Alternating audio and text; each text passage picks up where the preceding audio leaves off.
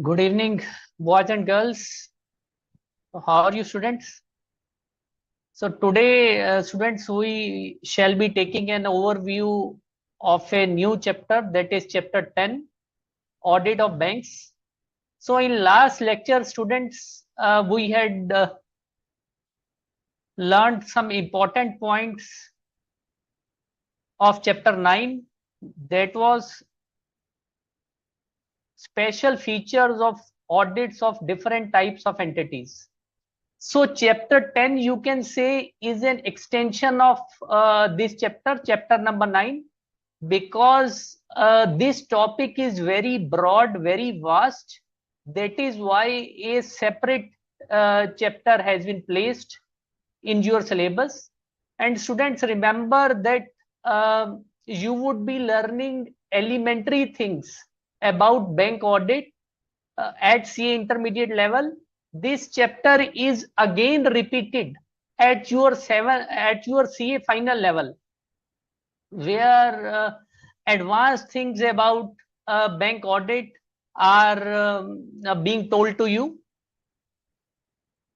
So as I have told you, students, that this is a very practical and broad topic. So do not get disheartened. Keep patience. There are many new terms in this chapter. So try to learn those terms. Try to familiarize yourself with those terms. Understand their meaning. I will tell you which are the major terms, and we will discuss all those terms also. So let us start this chapter, interesting chapter of audit of banks. So students, first of all, tell me, do you know something about the core function of banks? What do banks do? Yes, you can drop your answers on mail, on BOS mail. What is the core function of banks?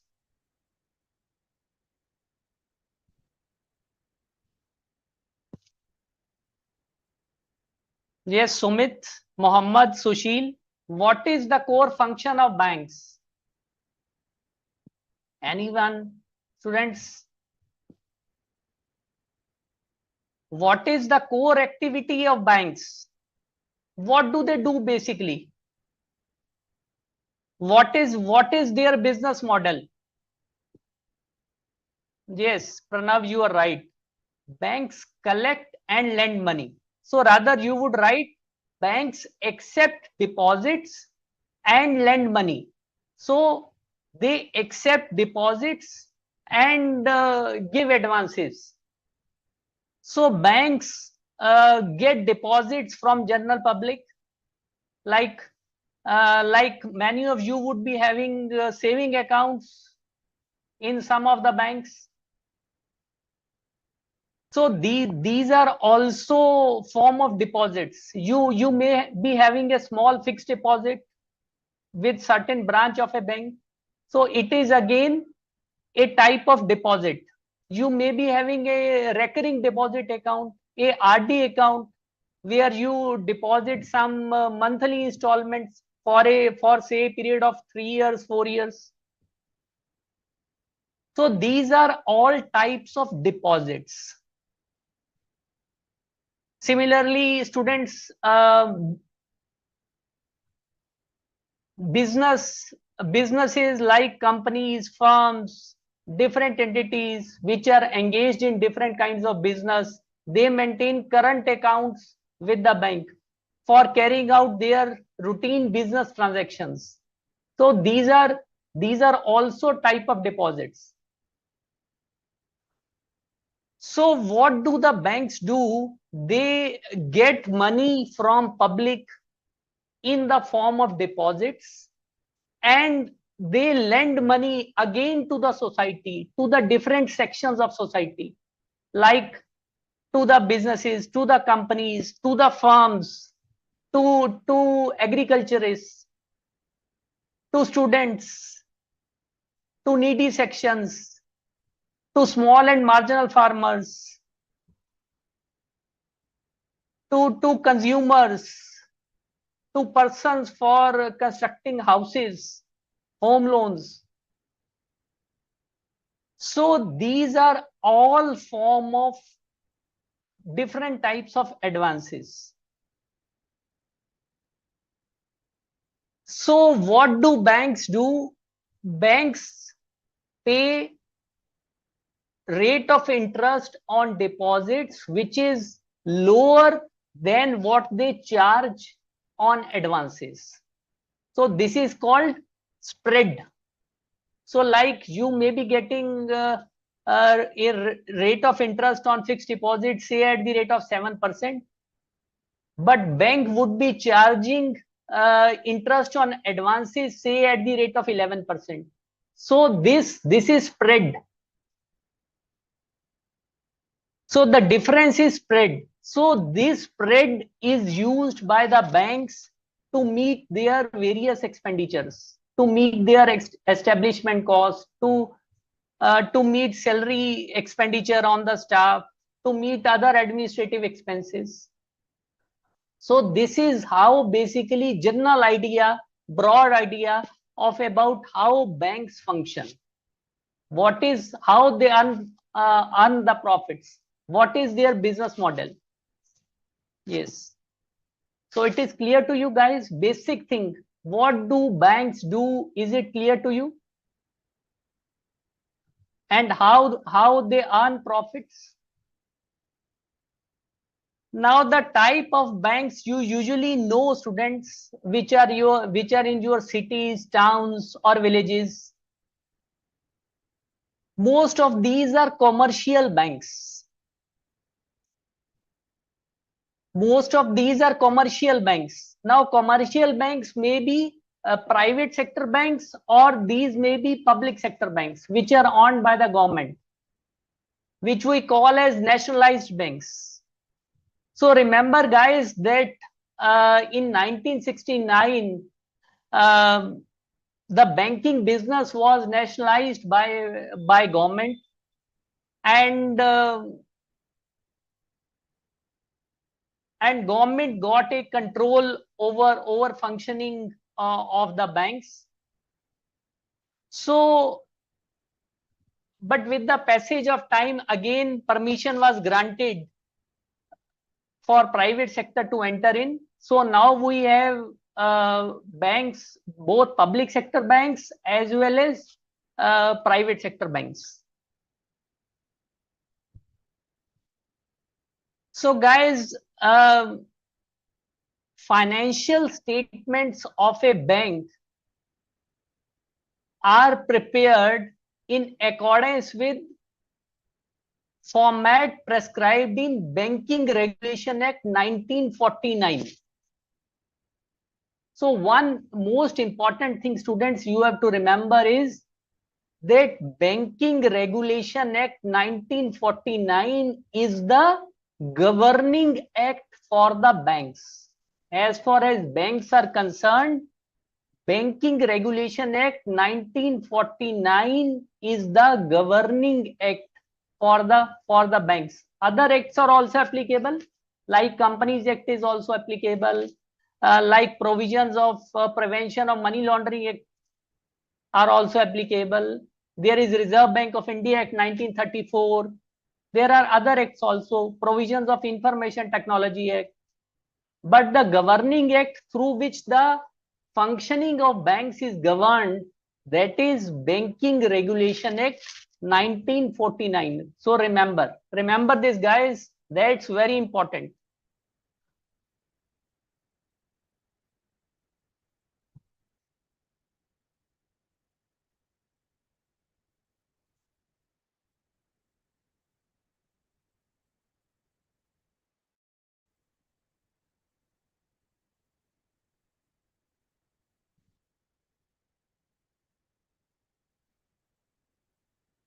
So there is Banking Regulation Act 1949.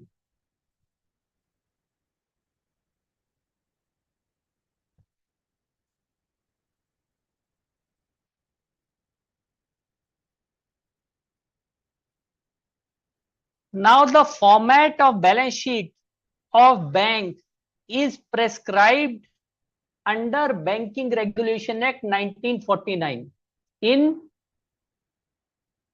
third schedule.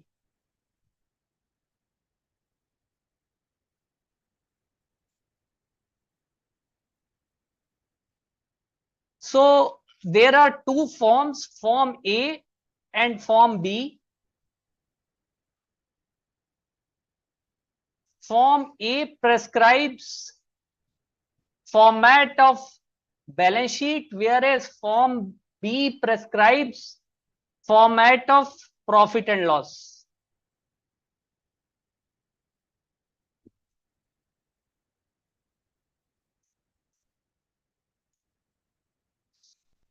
So this is very important, students. Always keep in your mind this aspect, that in case of banks, Banking Regulation Act 1949 is the governing act, and the format of balance sheet is prescribed in third schedule to the Banking Regulation Act 1949.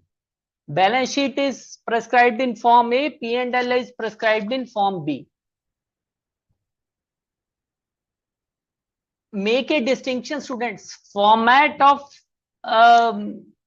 balance sheet of companies is also prescribed in Schedule 3 to the Companies Act. Remember, that was there in the Companies Act, it was Schedule 3, but in Banking Regulation Act, it is known as third schedule. So write correct words as far as examinations are concerned. So since, students, we have discussed that banks lend money to the different sections of society and charge interest on them. So what would be the most important item on the asset side of a bank balance sheet, and what would be the most important item on the liability side of bank balance sheet? Yes, anyone?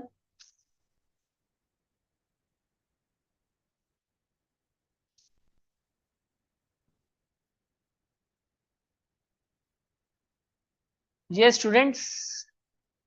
Yes, Vaishnavi, Pranav, Palak, Sumit.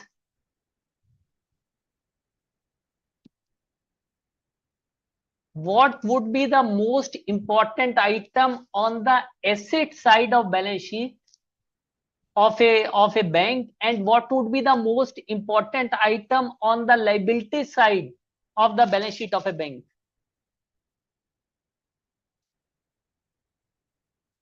Yes, Pranav, Unni Krishnan, yes, Shreya, you are right. On the asset sides, advances would be the most important item.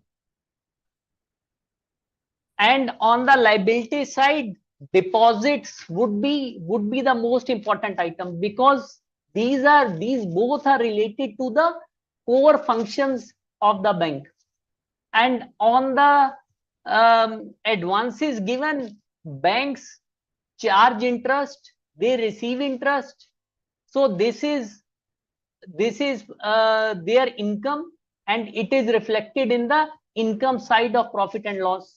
And on deposits, bank pay interest, so it is reflected as an expenditure item on the in the profit and loss of a bank. Yes, Devesh, Shreya, yes, you are also right.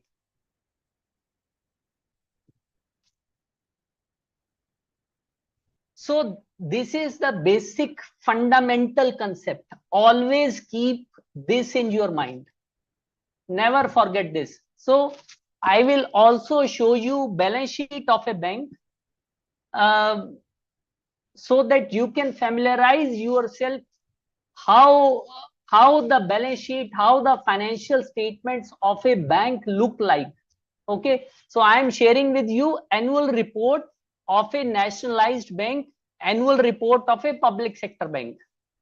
Okay, so this is the balance sheet of a public sector bank. So you can see on the liability side, there are capital and liabilities, which include capital, reserve and surplus, deposits, borrowings. So as you can see, this figure is the largest. Okay. Other liabilities and provisions. And on the asset sides, we have cash and bank balances with RBI, balances with banks, investments. So investment students, you, although it is not in your syllabus at intermediate level, you can understand that every bank has to make certain investments in government securities and in some specified securities in accordance with regulations and in accordance with statutory requirements. Okay, so investments also constitute a good chunk of asset side, and then there are advances. Okay, fixed assets and other assets. So just an overview so that you can familiarize yourself with financial statements. Yes. Yes, Sushil, assets are the most important items in the balance sheet of the banks. Sorry, advances are the most important item in the balance sheet in the asset sides of the balance sheet of bank, and deposits are one of the most important item on the liability sides of balance sheet of a bank. Okay, and then we have profit and loss account. In the profit and loss account, we have on the income side interest earned, other income. So obviously interest earned is interest charged on advances, and other income is like say income from locker rents and other commission and charges which the banks are charging. There are a host of other things like when you go to a bank for sanctioning of loans, then they charge some processing fees. It is also part of other income. Okay, such type of things. And on the expenditure side, there is interest expended. Interest expended means interest paid on deposits and on borrowings also. And there are operating expenses which include whole range of administrative expenses, office expenses, provisions and contingencies are there, then profit and loss, and then appropriations transferred to reserves. So as per different enactments, students, you have to remember that banks have to transfer a part of their profits to different reserves, to different statutory reserves and other kind of reserves. So it is a must for them. Okay.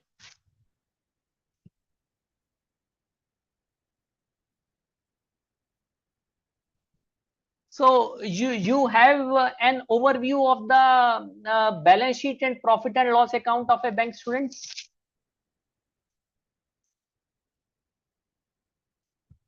Yes.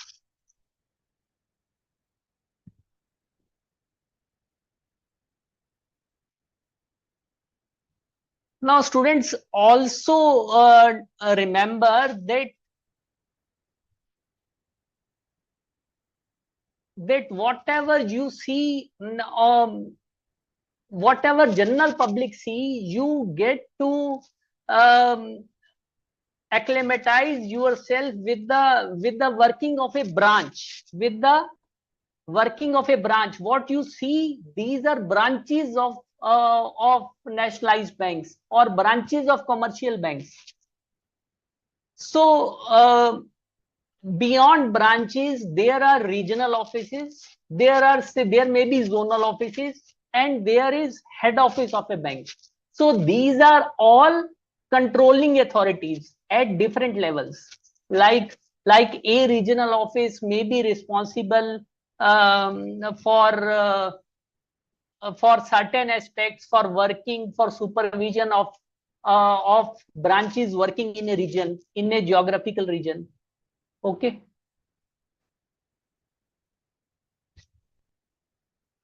So in case of nationalized banks, in case of public sector banks, audit of branches is conducted in accordance with RBI guidelines, and there are auditors at the overall bank level, at the HO level, which sign on the balance sheet of the bank. Like this is the uh, balance sheet of a bank. So below you can see the name of CA firms who have signed these balance sheets. So they are 1, 2, 3, 4, 5 CA firms are there, joint audits. Okay. So they have signed on the balance sheet. So name of CA firms are there, name of partners are also there. So this what we are sharing is the balance sheet of bank as a whole. Clear, guys? So they are known as statutory central auditors. They are known as statutory central auditors.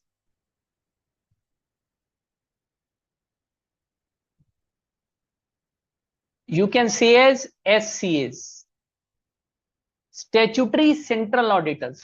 And there are auditors or branches also, which we call as statutory branch auditors.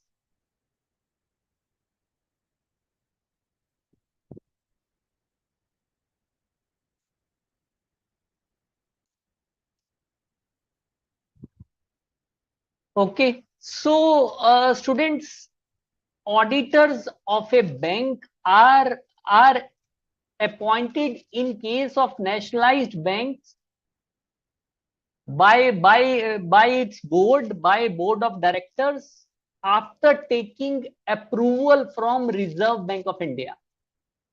Approval of Reserve Bank of India is mandatory. Okay. And in case of a banking company, the auditors are appointed by shareholders at AGM, as is case with other companies. But here also approval of Reserve Bank of India is must.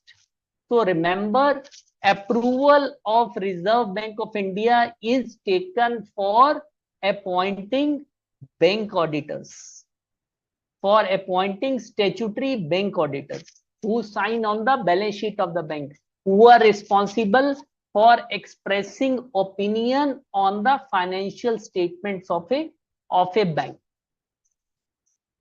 Clear, students?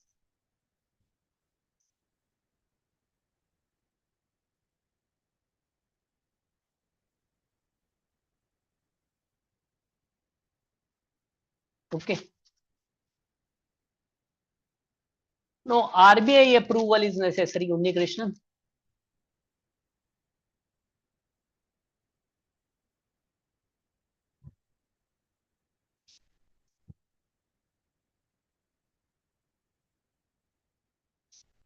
There are different criteria for statutory central auditors, where firms are graded. They must have some experience of predefined experience of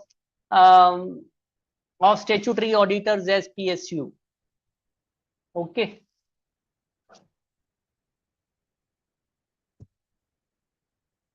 So clear, students?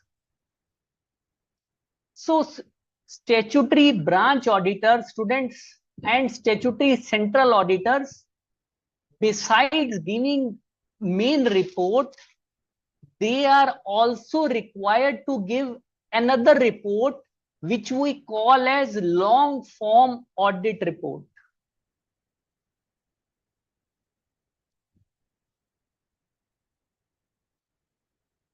In short, we call it as LFAR. So as such, LFAR, contents of LFAR are not in your syllabus. You have to understand this much. However, I am telling you that in LFAR, the auditor is required to comment on the various aspects of the working of a branch, or as the case may be bank.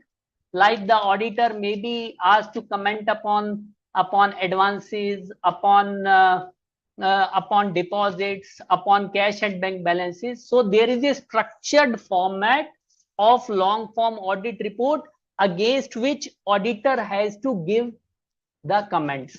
The contents of this report are not in your syllabus. However, I am sharing with you this report. How does it look like? So that you can create a picture in your mind what LFAR is all about. Like there are various items on the asset side, cash, like balances with banks, like advances. So it is a fairly long report, as the name suggests, long form audit report, where the auditor has to give comments on different aspects based upon his checking. Okay.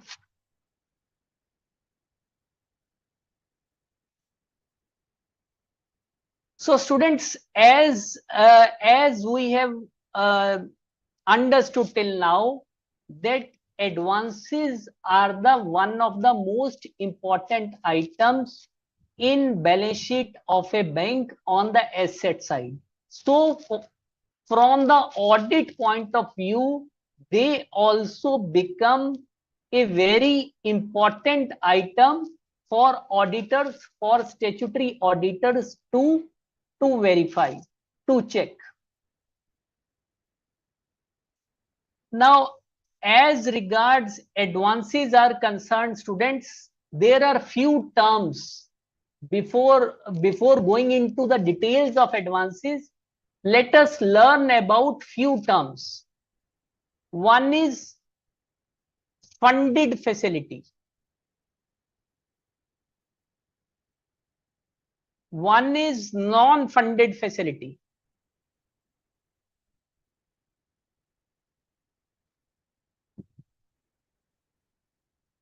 Another term is primary security.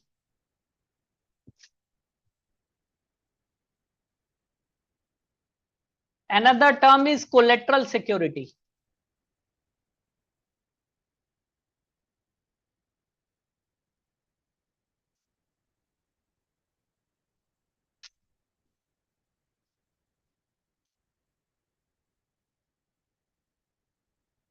Yes, guys. So, students, suppose you want to take a loan from bank. So, what do you visualize? What do you think? What could be the procedure regarding obtaining loan from a bank? So, say you want to buy a car, or you want to construct a house, and you approach a branch of a bank which is there in your city. So what could be the procedure? Just think of it. Just think of it. We'll come. I'll come to that. Just logically think yourself.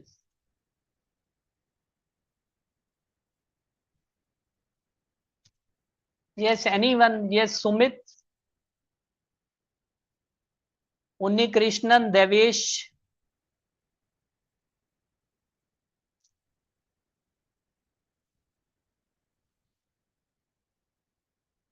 What formalities, what paperwork you have to do, or how the banks would proceed in sanctioning loan to a prospective buyer, to a prospective borrower. Sorry. Yes, Pranav. Yes, this is the starting point. You are saying that bank might give a form to fill and then loan would be sanctioned. So first thing is a duly filled application. So first thing is a duly filled application. what is your requirements? What are your requirements? Say we are talking at a very small level. At the case of, say, a small firm which wants to take loan against against machinery. Okay. Yes. And supporting documents like previous year ITR. Yes, very good. Valuation of security in relation to loan. Yes. Filling about documents, CIBIL score. Yes, guys, you know very much. Very good. So when a prospective borrower goes to the bank and requests them that he or the firm or the company needs a loan for a specified purpose, then bank would then bank would see his needs, whether these needs are justified. It would first of all assess credit worthiness of the borrower. Credit worthiness of the borrower.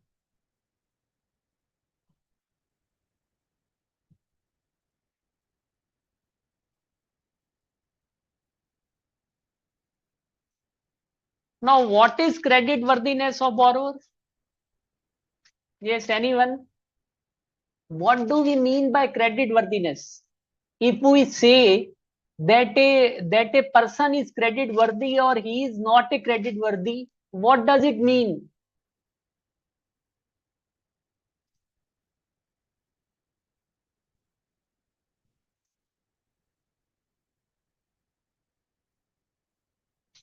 Yes.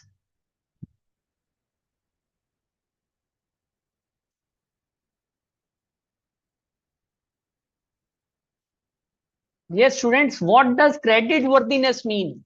So credit worthiness means the banks would assess, the bank would make diligent inquiries, or on the basis of papers it would assess whether the borrower has the capacity to repay the loan.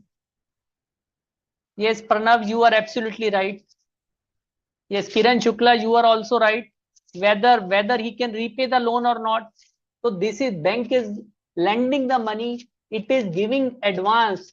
So obviously it would be first of all interesting in finding out whether the borrower would be able to repay the money, whether he has got the means, what is the nature of business which he is for which he is asking the loan, what are his financials, whether adequate cash flows will be generated. Or if we take a very elementary example, suppose if you go to bank as an individual for a car loan, so bank would assess how you would pay your installments, what are your means, what are your particulars of filing ITR. Okay. So this process is known as credit appraisal.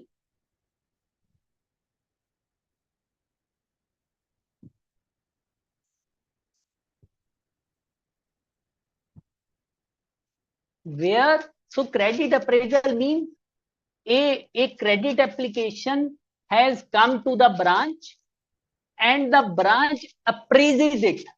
Appraise means to get information about it, to assess it, to evaluate it. Okay. So like I go to a bank that I want to set up a business, and I want a loan for that business. So bank first of all would appraise my credit application. Okay. So there are credit officers in the bank called by different names, which make credit appraisals. So on the basis of that, loan is sanctioned to the to the borrower. So also remember, guys, that at branch level, branch doesn't have all the powers to sanction a loan.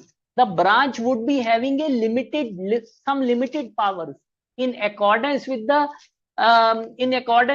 delegation of powers which has been devised by their head office.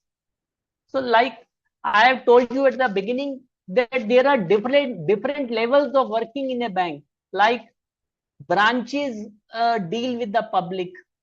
They are the public face of the bank. But not all the sanctioning authority is concentrated in the branches. Like a senior manager may be having a different power to sanction a loan, whereas a chief manager or AGM would be having more power than him. And then if the proposal falls beyond their powers, then it goes to regional office, or it can ultimately go to even to head office for sanction if it is so huge a loan. Okay. So students, when banks sanction loans, they also normally take some securities.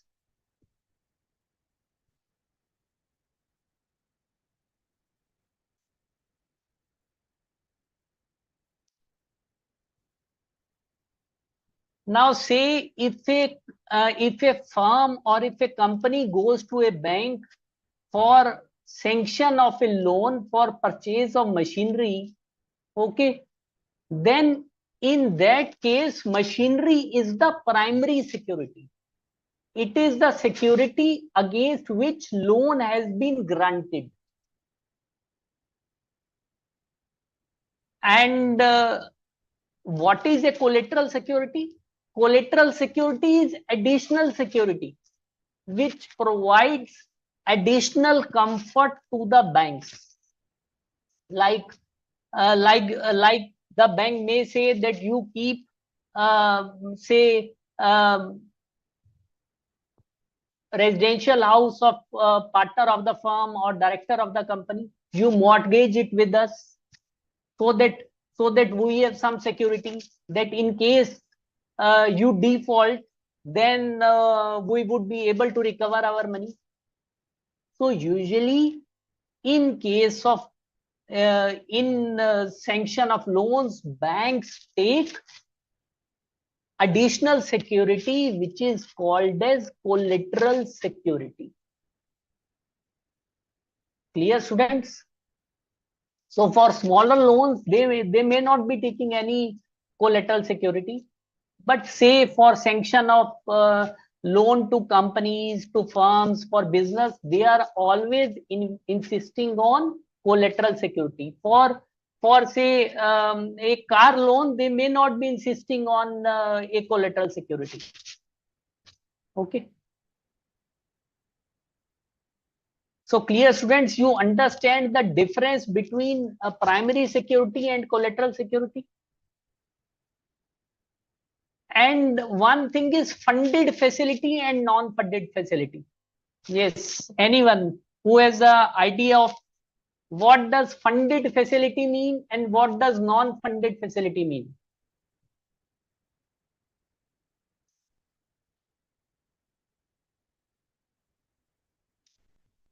Yes. Yes, students. Funded facility and non-funded facility.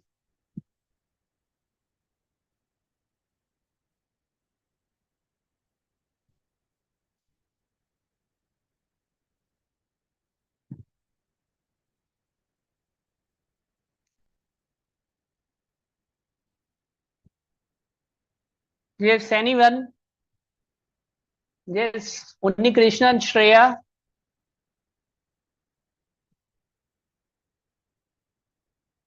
The name is suggesting itself, guys.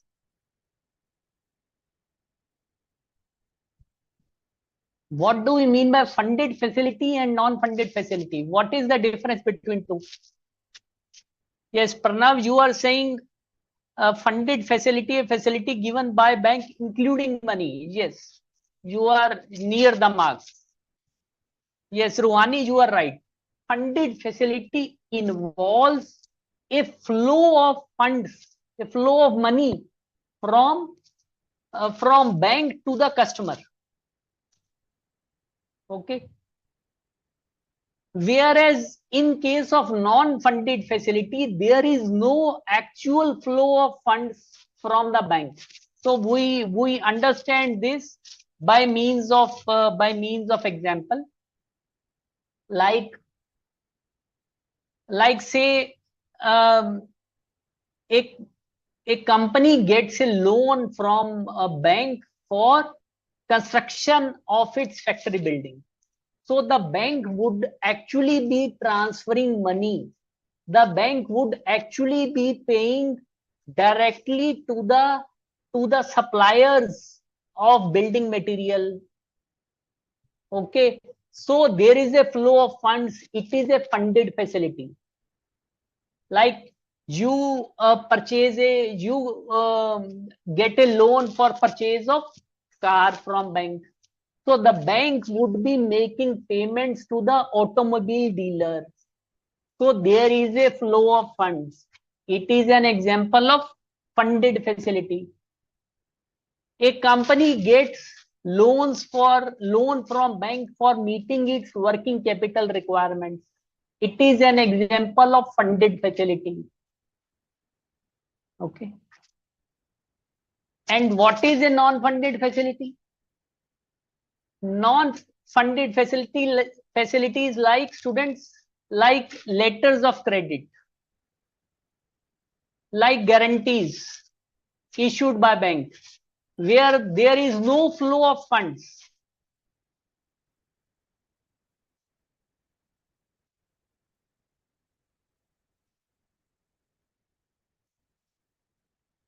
But these are in nature of advances. These are non-funded exposures. Okay. So students, what is an LC? What is a letter of credit? Say I am a company, I am sitting in India. I want to purchase some raw material, say from China. Okay. So the Chinese supplier, say he doesn't trust me. He wants to ensure that his payment is secured when the goods are shipped by him from China to India. So he would ask me to give a letter of credit, to get a letter of credit issued from your bank. So I would get issued a letter of credit from a bank in India. This would be transmitted to the Chinese bank in favor of that supplier. So when goods are shipped by the supplier from China to India in accordance with the terms of LC, then I would have to honor that LC. So the responsibility lies with the bank, because bank is a party. Bank has issued the letter of credit. Say if I do not pay the money, then LC would devolve upon the bank. So in that case, bank would have to pay the money. So that is how it operates. Okay. Yes, Devesh, you are right. And guarantee means when banks give guarantee on behalf of their customers, say to some statutory authority, like like like the customer of the bank uh, is required to do some acts under some rules, under some regulations. So a statutory authority, it may ask that company, that firm, to get issued a guarantee from bank. Okay, then if that party is unable to do those acts, then bank can invoke the guarantee. Okay, so banks do not issue letter of credit and they do not issue guarantees for free. They charge commission, they charge charges on issuance of letter of credit and guarantees. Like these are reflected in other income of the bank. We had seen, students, while seeing the profit and loss account of a bank, that there is a head of other income. So such type of charges are also included in other income.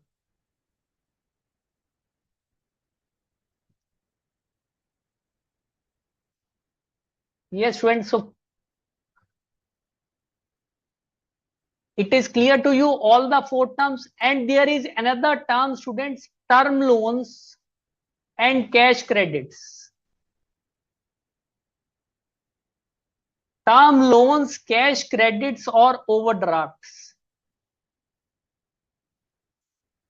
Now, what is the difference between term loans and cash credits or overdrafts, which are sometimes called? So remember, students, that cash credits is a term used to denote the facility which is granted by a bank to a business to meet its working capital requirements. To meet its working capital requirements. Now, what are working capital requirements? Like, say, I am a company and I am into the manufacturing of something, of some product. So obviously, I would be needing raw material. I would have to make payments to labor. I would have to incur other factory expenses for running the business. I would have to pay the electricity bill, and some of the money after producing the finished goods, it would be there in the form of stocks. There would be inventories of both raw material and finished goods lying in the company, and after the sale of products, the money would be tied in trade receivables. It would be tied in debtors. Some amount would always be stuck in debtors. So these all form part of the working capital cycle. These all form part of the working capital cycle. So facilities which are granted by a bank to a business to meet its working capital requirements are known as cash credit facilities. And these are the one of the most common facilities which are used by the businesses in India.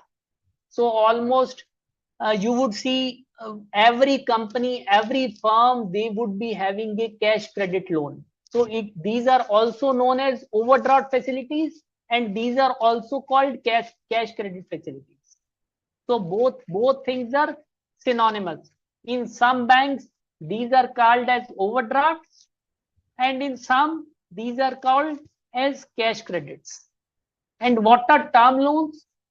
So term loans are loans where the borrower has to make payment in a in installments regularly over a period of time. Say I have taken a loan for purchase of machinery, and this loan is repayable, say, in 5 years in quarterly installment.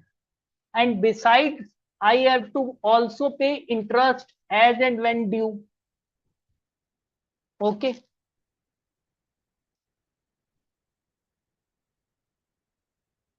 Clear, students? Meaning of, like, you get sanctioned a car loan. So the bank fixes EMIs, equated monthly installments. So it is again an example of term loan. You go to bank uh, for for taking a housing loan, for taking a home loan, and the loan is sanctioned to you. It is again an example of term loan.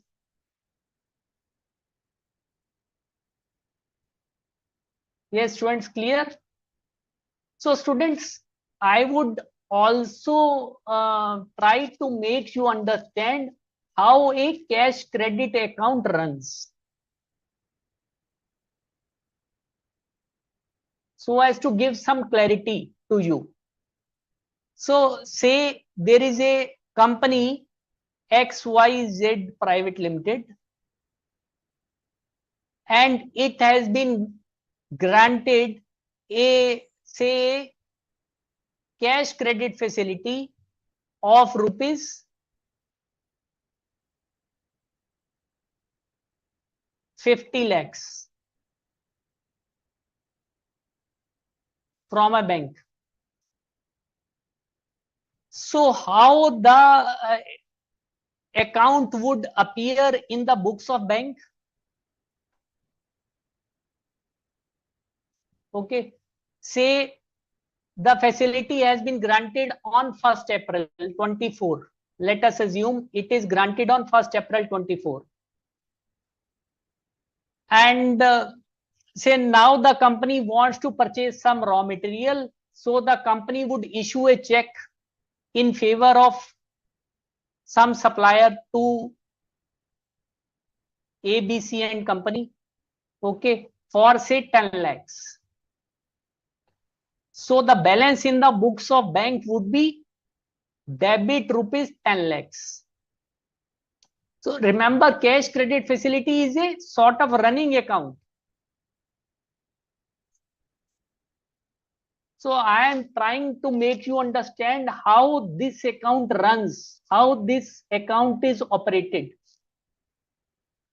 So say on 30th April, it has again made another payment to B and company for say 20 lakhs. So now the balance would be, debit balance in the books of the bank would be 30 lakhs. So on say 7th of May 24, it has withdrawn some cash. Okay, say 5 lakh for making labor payment. So the balance is 35 lakhs. Now assume that finished goods have been produced and the company has sold those goods, and say after some time, say on 15th June, some payments from the debtors are realized. So a check comes of say 7 lakhs. Now this amount is credited in the cash credit account and the balance would be 28 lakhs. So on 20th June, say another check comes, another check is credited, say of 5 lakhs. Then the balance is now is 23 lakhs. So say suppose again the company is in need of funds. So it would again issue checks on say 22nd June to M and company for say 2 lakhs. So this is the way a cash credit account operates. So a borrower can use the money in accordance with its requirements, and interest is charged on cash credit account on the amount actually used. So you understand, interest at monthly interval would be charged on the amount used. So the for the number of days rupees 10 lakh has been used, and for the number of days rupees 20 lakh would be used. So the interest would be debited as at the end of the month on this used amount, and not on rupees 50 lakh, which is the sanctioned amount. So remember, this is the sanctioned limit. This is called as the sanction limit.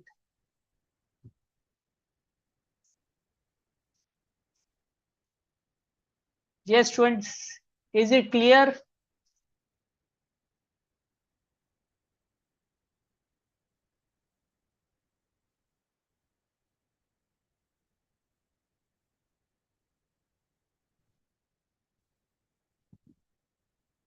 Yes, students, is it clear to you?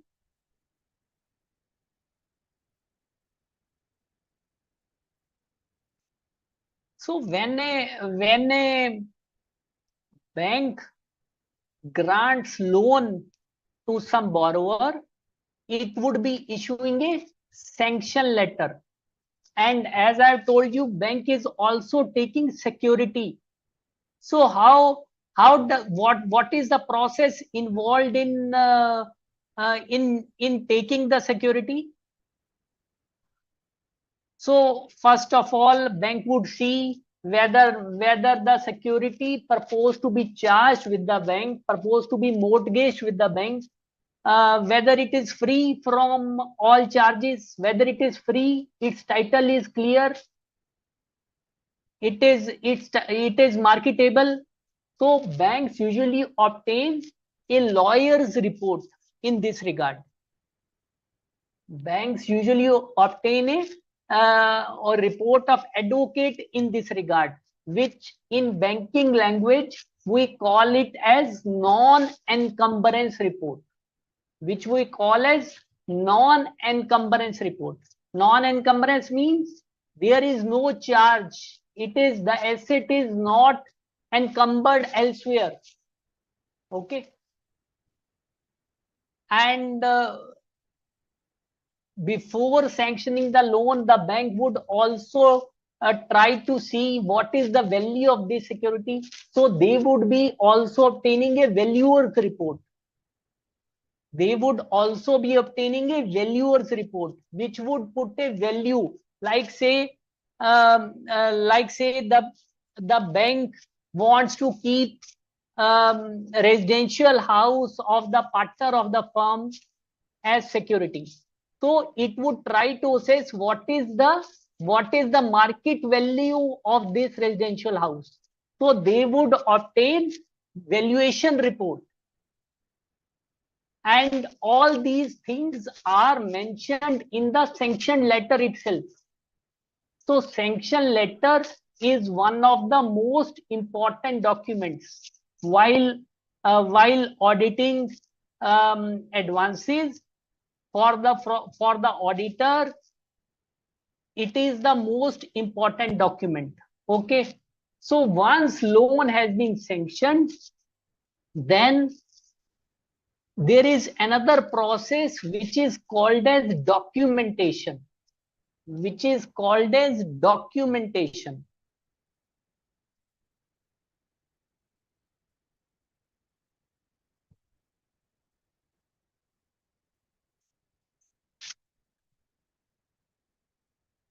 Now, what is documentation?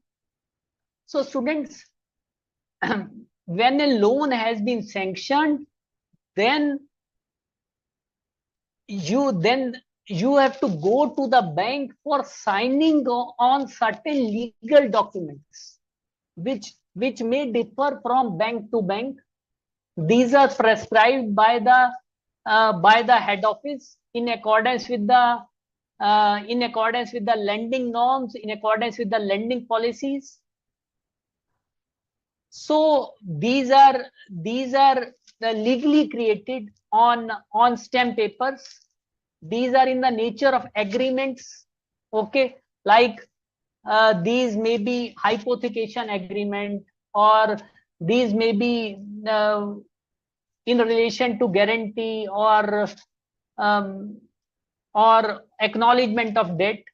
So these are document, these, it is known as in the banking industry as documentation. So after a loan is sanctioned, its documentation is made, and after documentation is complete and security is mortgaged, original title deed of security is with the bankers, then the loan is released to the customer.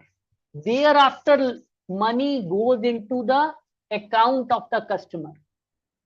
And once money is transferred to the account of the customer, then also there is a proper procedure in the banks for their supervision, for monitoring that account is operating satisfactorily. Say in case of term loan, whether the installments are coming on time. So in banks, there is an established system of generating various reports by which different authorities come to know about the status of different accounts. Okay, so you can understand there is an elaborate process right from sanction to documentation to release of the loan and its supervision and monitoring. Okay, so what we can say about all this process, students? If I have to say in 2 words that all this process regarding sanction of loans, what the points I have told you, these form part of what? These form part of what? Like so many checks and balances are there. Like the branch has limited sanction power. Like after sanction, documentation is made, valuation report is obtained, and after release of funds, there is constant review and supervision. Now, these things are part of what?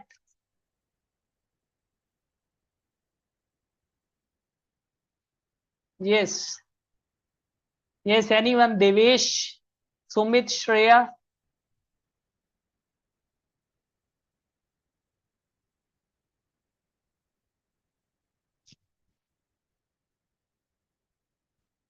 So these things, students, these are part of internal control over advances.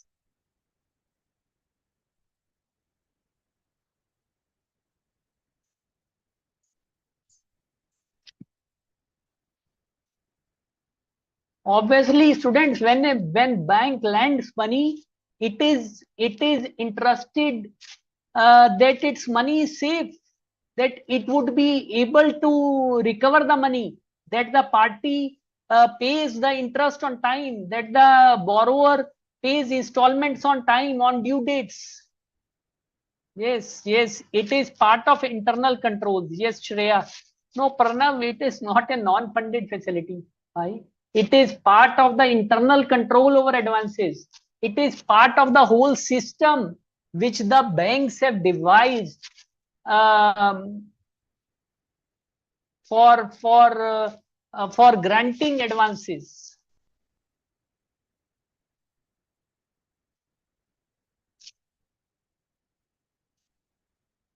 Okay, students.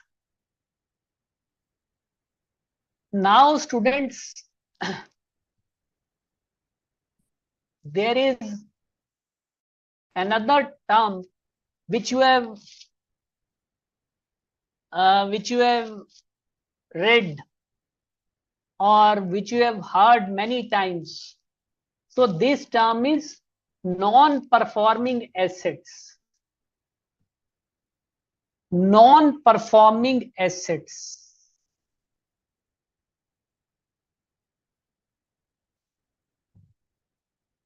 or NPAs. Yes. So what are NPAs at the first sight? What do we mean by NPAs?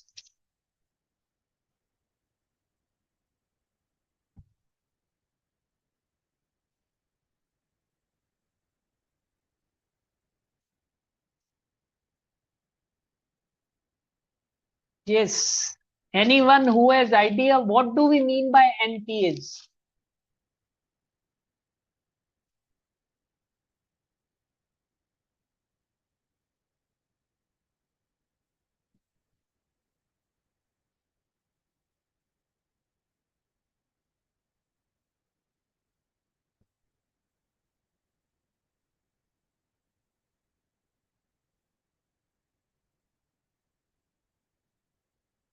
No, Devesh, non-recoverable funds. No, it is, although your intention is right, um, you have stated it wrongly. Non-performing assets, the full form is non-performing assets. So an asset, students remember, listen carefully guys, it is very, very important. An asset becomes non-performing when it ceases to generate income for a bank, when it stops generating income for a bank.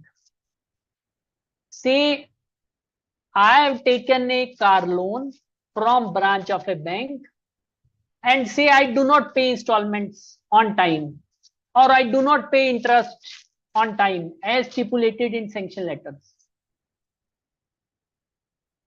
Or if there is a company which has taken loan for construction of building and it is not paying, say, installment for last 6 months, so that advance would not be generating any income for bank. So such type of advances are called as non-performing assets. Non-performing assets which is not performing. It is a non-performing asset.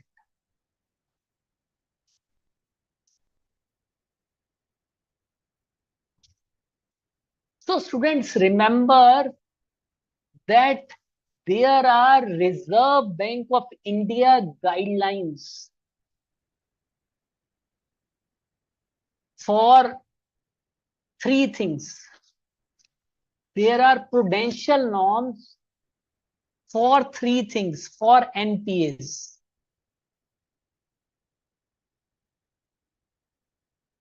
So students, always keep in mind that you are going to learn these things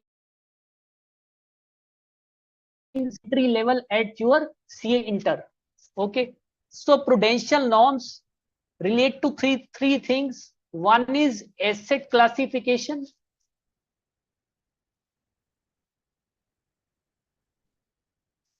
One is income recognition.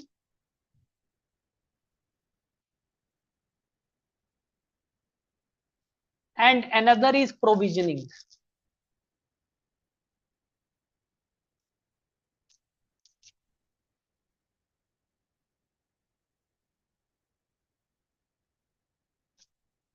You know, students, that RBI has control over banks. RBI is the regulator in the banking industry. So whatever rules, whatever regulations are framed by Reserve Bank of India, these have to be followed by all banks. So RBI has got regulatory powers over banks. So in pursuance to that, RBI has issued certain prudential norms relating to 3 things. These are asset classification, these are income recognition, and these are provisioning. So what does asset classification mean? Asset classification means that how a particular asset is to be classified on basis of certain well-defined criteria, like how a advance is to be classified. And income recognition means that income is to be recognized by banks on the objective criteria of the record of recovery, and not on the basis of security or net worth of the guarantor. And provisioning is related to asset classification. Say when an advance becomes NPA, then bank has to create certain provisions in its books of accounts, in its financial statement, in accordance with RBI guidelines, in accordance with RBI prudential norms. Clear, students? So assets, advances which are doing fine, in which installments are being recovered on time, like, or in case of cash credit account, the account is operating satisfactorily. These assets are known as standard assets. These are known as standard assets.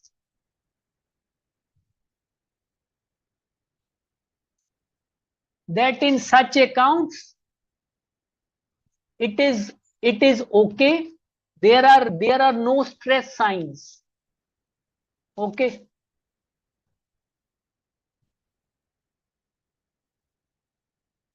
The installments are being recovered. Stress signs may be there, but still the installments are being recovered on time. So another category is non-performing assets.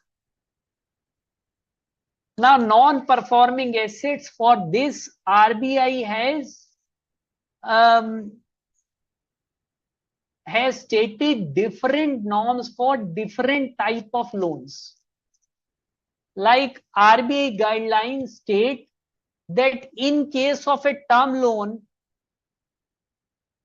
the account becomes NPA if the installment and or interest remains overdue for a period of more than 90 days.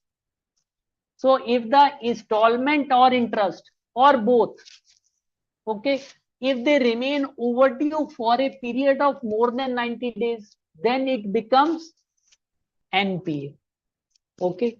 So if you have taken a car loan and you do not pay installments, you can say you fail to pay its EMIs for more than 90 days, then in the bank's books, it would become NPA. Bank would classify this account as a non-performing asset.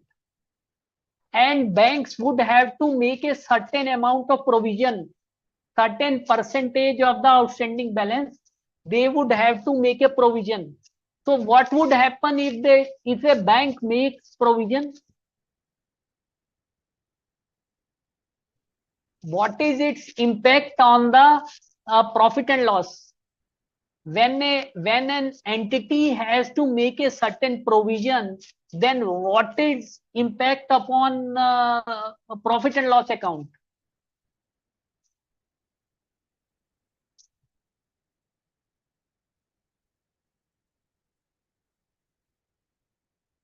Yes, Pranav, it is not bad debt as such, but for understanding point of view, yes, you can say that.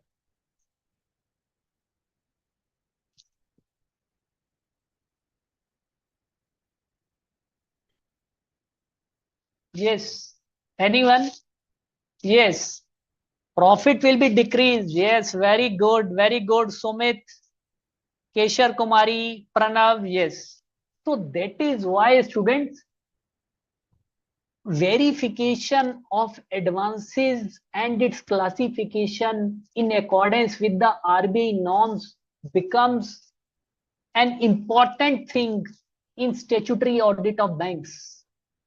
Because say, if NPAs are not identified correctly, then a proper provision would not be made.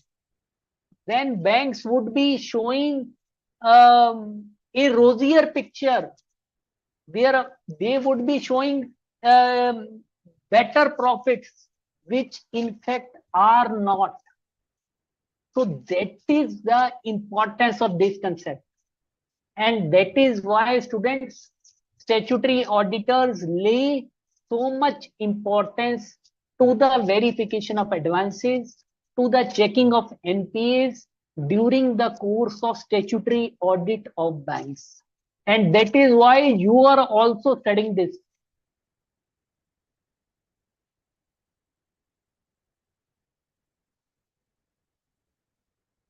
Okay. So we have learned, students, that a term loan becomes NPA if its installment and or interest remains overdue for a period of more than 90 days. Similarly, a bill purchased also and bill purchased or discounted becomes NPA if it remains overdue for a period of more than 90 days. So what is a bill purchase, students? What is bill purchased? Say students, try to understand it from an example. Say I am an exporter and I am exporting goods to US. Now I have shipped the goods, but the payment from the US overseas buyer would come, say, after a period of 90 days. Now I have all the documents in my hand showing showing goods which have been exported, goods which have been shipped. So I can approach a bank and I can get those bills discounted. So this is, or those bill purchased.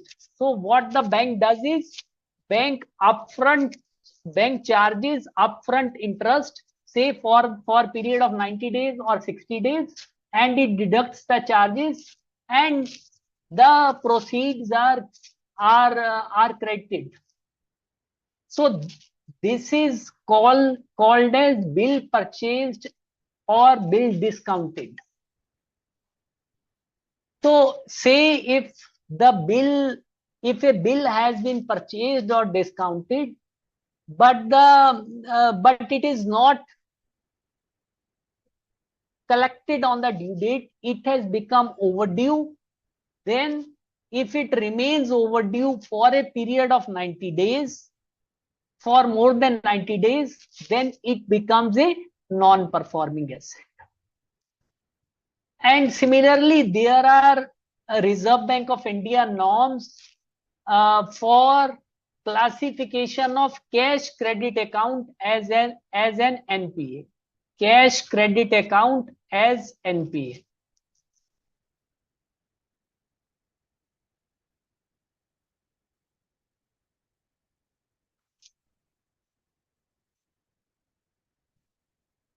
So students, RBI norm states that a cash credit account becomes a non-performing asset if it becomes out of order. If it becomes out of order. Now, what does out of order mean? For this, any of these three conditions can be there. What does out of order means? Say if the cash credit account remains continuously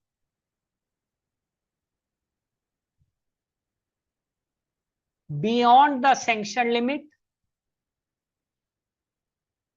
or drawing power. So students, drawing power I would be coming after some time. For the time being, you can understand that there is a term known as drawing power.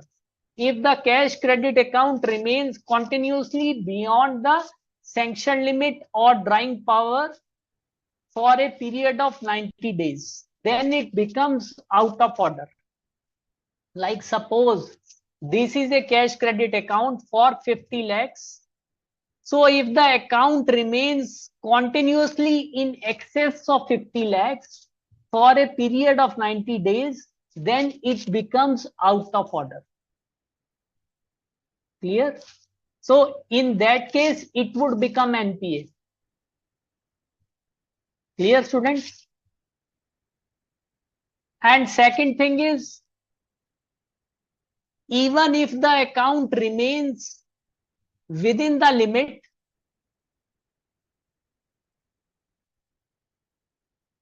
but there are no credits in the account,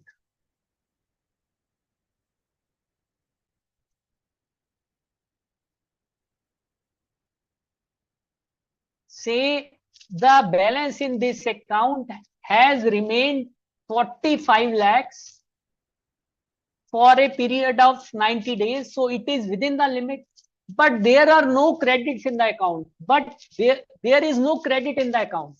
So it means that the account is not being operated, that the payments are not coming. There are no credits. So in that case also the account becomes NPA. Or third condition is that although there are some credits, but these credits are not sufficient to take care of the interest debited during the period, then it also becomes NPA.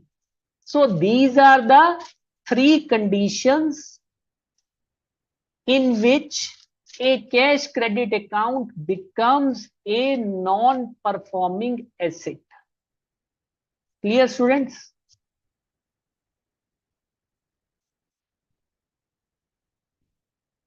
Yes, students, is it clear?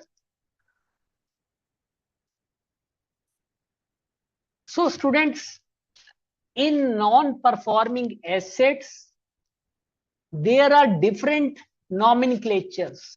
There are different categories. One is substandard asset.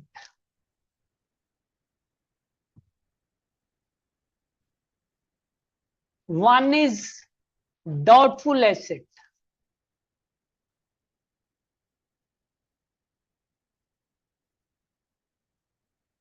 And one is loss asset.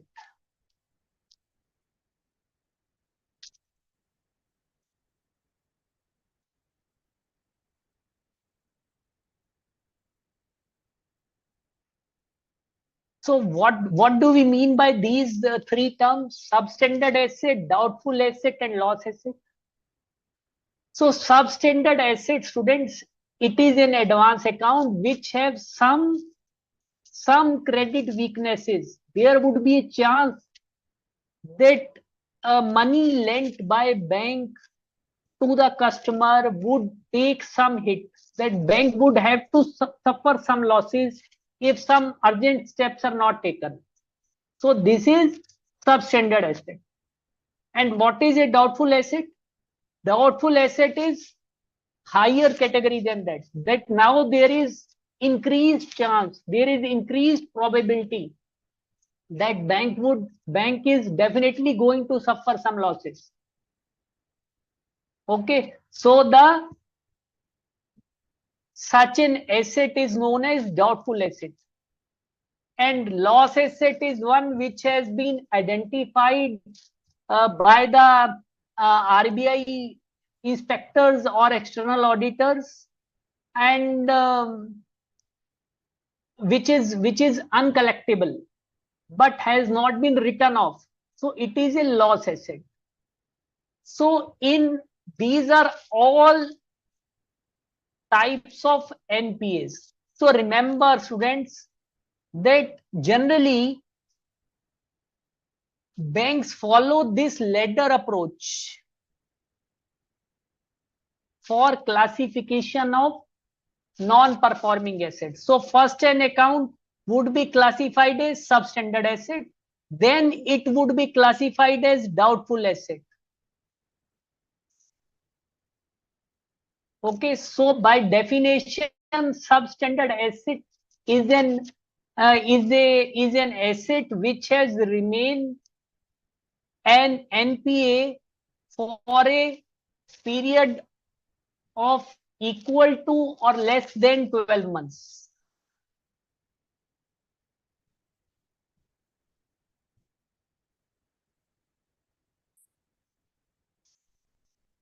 So suppose if an account has become NPA as on 31st December 2023, so generally first it would be classified as a substandard asset. So in the balance sheet as on 31st March 24, it would be classified as a substandard asset. And bank would have to make a provision of 15% of the outstanding balance. Bank would have to make a provision of the 15% of the outstanding balance in case of substandard asset. Yes, students, is it clear? And doubtful assets are further classified into three categories: D1, D2, and D3. These have different amount of provisions, and these are classified according to the period in which they have remained in substandard asset category. Now, what are those periods and what are the provisions? Now we will have a quickly have a look over that.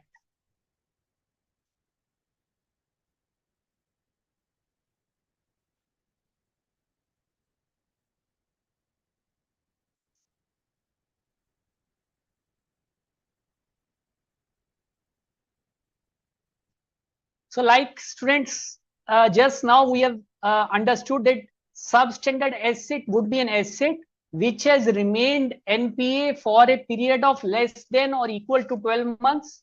Provision is required to be made of the 15% of outstanding balance, okay, in the balance sheet. So doubtful asset is one which has remained in the substandard category for a period of 12 months. So once an asset has remained in substandard category for a period of 12 months, then it is classified, it is shifted to doubtful category.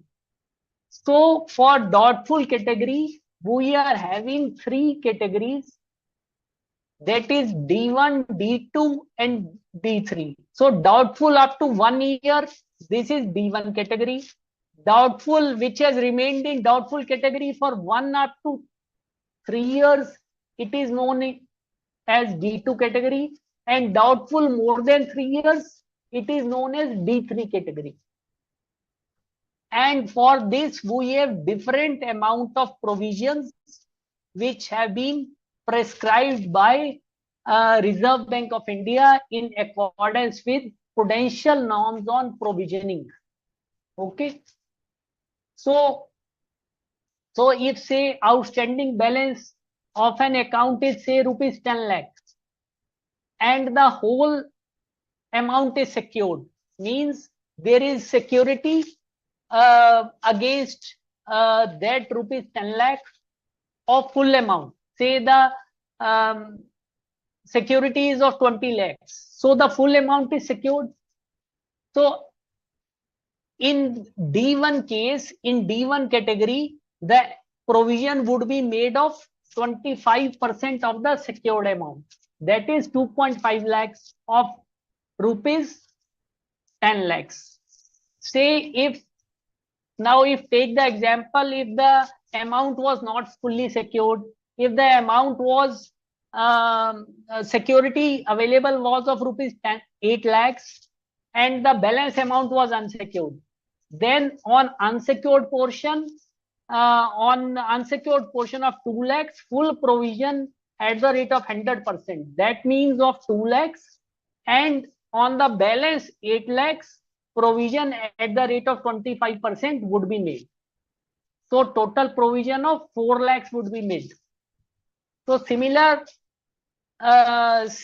provisions categories are there for D2 and D3, and in case of loss assets, an asset which is identified as a loss asset, provision for full amount is made, that is of 100%. So you have to remember these definitions: substandard asset, doubtful asset, their provision percentage. You have to understand and learn the meaning of when an account becomes NPA. So this is very important. This part is very important from examination point of view. So all the conditions when a cash credit account becomes overdue. So all the three conditions you have to learn and remember.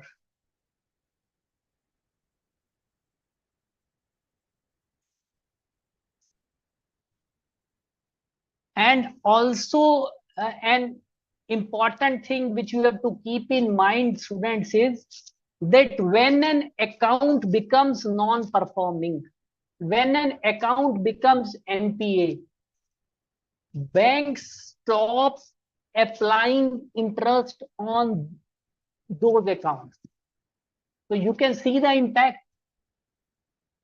So if say a loan account has become NPA, it has been classified as NPA, then from that date, bank would not apply interest on such NPA accounts.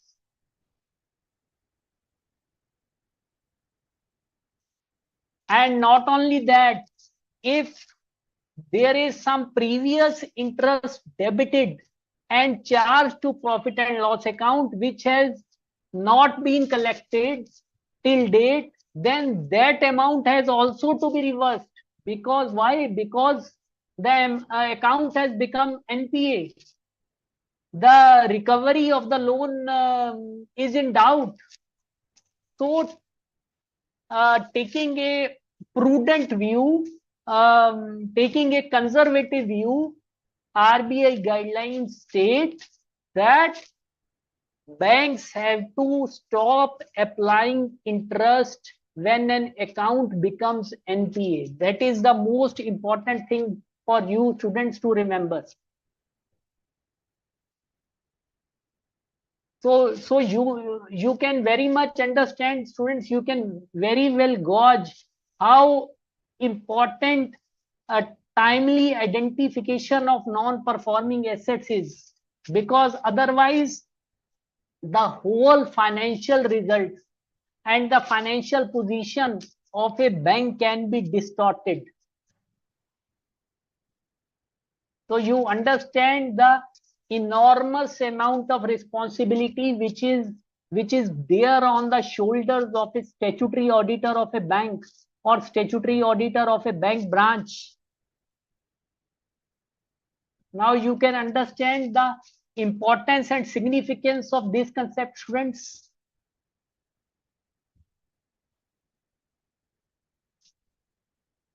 Yes, guys.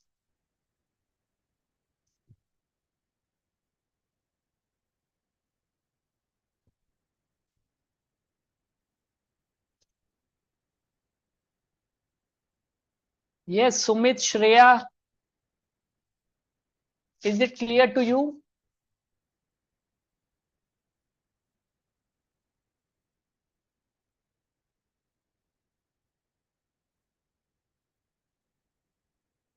Yes, Devesh.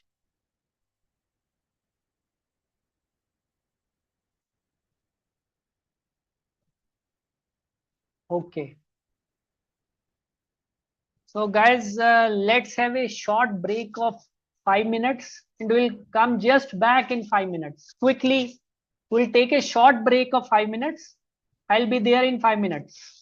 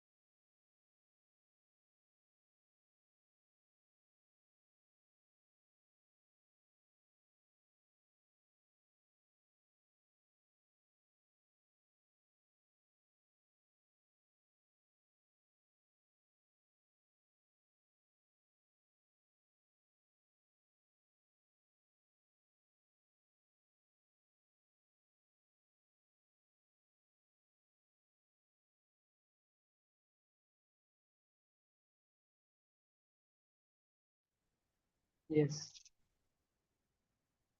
Students, there is another concept of drawing power, which is known as DP.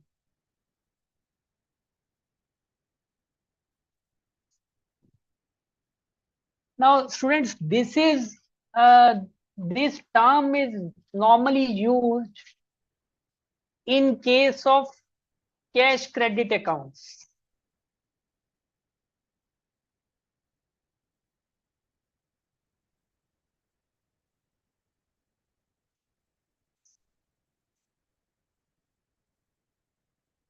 Yes.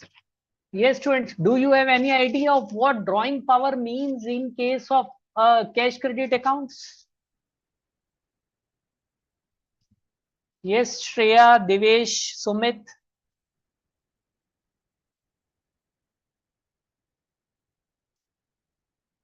Yes, you have any idea of what is the meaning of this term drawing power in context of cash credit accounts?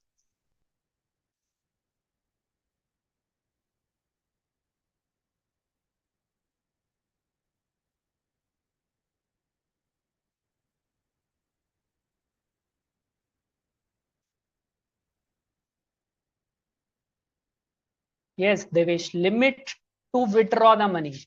Say, let us try to understand this concept by means of an example. Say, a firm has been granted a cash credit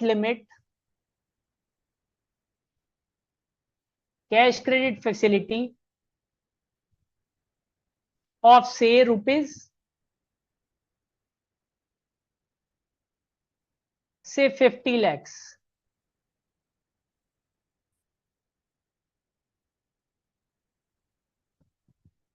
So when we are just learned, students, that cash credit facility is granted to customers, is granted to borrowers to meet their working capital requirements.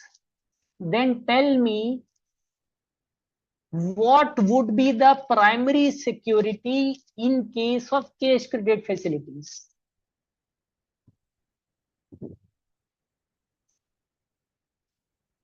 What would be the primary security in case of cash credit facility? Like, this firm has taken a cash credit facility of rupees 50 lakhs from a bank. Then what would be primary security for taking this cash credit facility?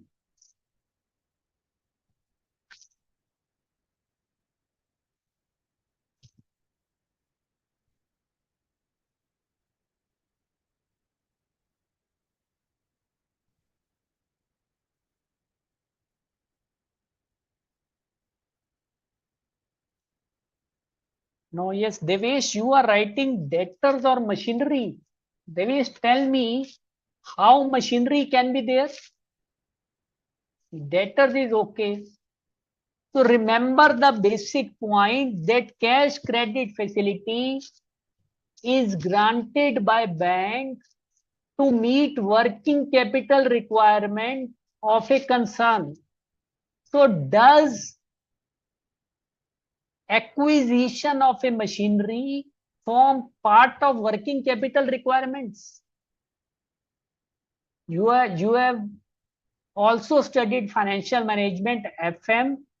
Tell me whether acquisition of a machinery, acquisition of capital goods, whether it would form part of working capital requirements.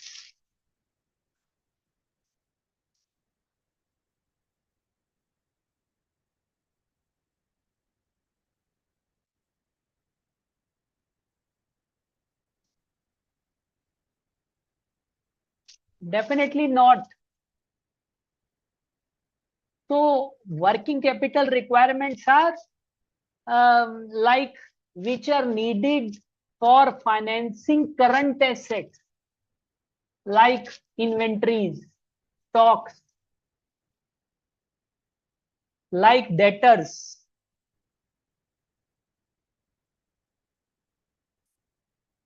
So these are main items of current assets against which finance would be needed, because money of a firm, money of a concern, major chunk of working capital funds would be tied up in these assets. Now, a huge sum of money would be there in inventories, because inventories are required to run the business. Even in a small shop, you can see that there are inventories of lakhs and crores. 2-3 crores stocking is very normal in even in small businesses. So similarly, there would be money tied up in debtors. So you have sold the goods, now the payment has still not come. So the money is tied up in debtors. So you have sold the goods, you produce the goods, you sell the goods, and now your money is tied up with debtors. So unless the money comes to you, you would be still grappling with the liquidity issues. You would be in need of funds. Why? Because the money is held up, money is tied up. As per terms of conditions of your sale, buyers are taking time. They would make payment in, say, 60 days, in 90 days. So in cash credit facilities, banks finance current assets. So what are banks financing in case of cash credit facilities? They are financing current assets, mainly consisting of inventories and trade receivables and debtors. Debtors may not be there, but generally inventories are always there. Okay.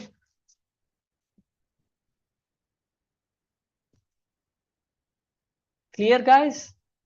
So when banks sanction a cash credit facility to a customer, to a borrower, there is a one condition stipulated in sanction letter that the borrower would submit a stock statement and a debtor statement. So a general nomenclature is stock statement. So within this stock statement, detail of debtors are also required to be included. Or sometimes bank may use the word stock statement and debtor statement. Okay. So banks sanction letter would contain a condition that stock statement or a debtor statement is required to be given at stipulated intervals, say monthly or quarterly. So in many cases, monthly stock statement is required to be submitted. In many cases, quarterly stock statement is required to be submitted. It depends upon the terms of sanction. So sanction letter, as we have understood, it is a document prescribing the terms and conditions on the basis of which bank has provided a credit facility to a customer.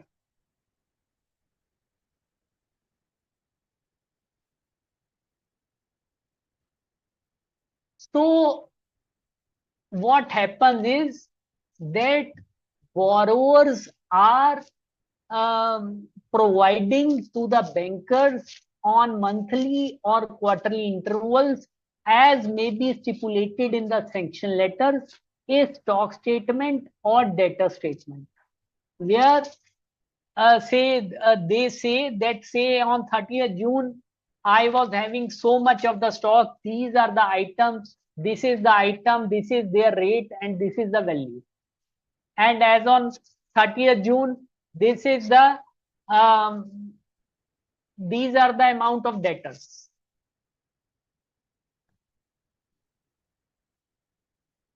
So, students, one more thing is that similar to a company getting extending credit to its debtors, a company also enjoys credit from its suppliers. There are always creditors willing to supply raw material on, say, on a credit period of 30 days or credit period of 60 days. So while calculating debt, while calculating drawing powers, the value of creditors is reduced from the value of stock and debtors. Now, why it is reduced? Can you tell me the reason? Say a firm has submitted stock statement as on 30th June 24, stating that value of stocks is as on 30th June is, say, rupees 75 lakhs, and value of debtors is, say, 25 lakhs. So total value is 100 lakhs, 1 crore. Okay, and less creditors.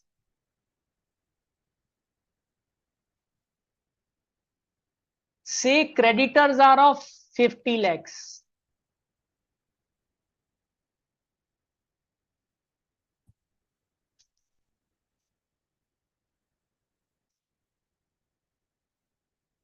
So value of stock plus debtor less creditor is, net amount is 50 lakhs.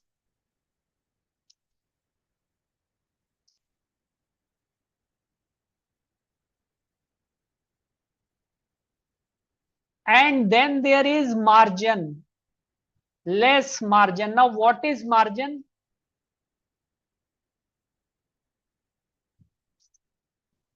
Yes, can you tell students what is the meaning of term margin? Yes, anyone?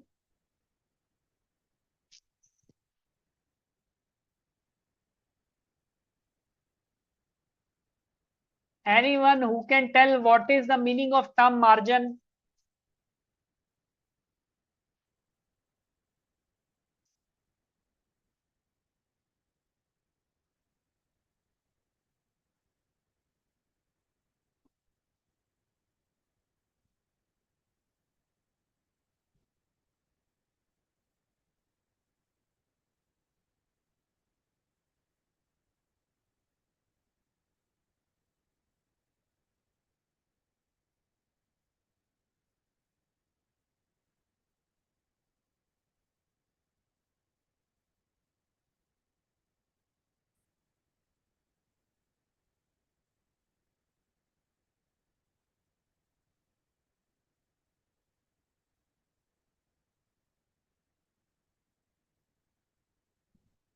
Now, students, I had told you that banks finance current assets for meeting working capital requirements of the business.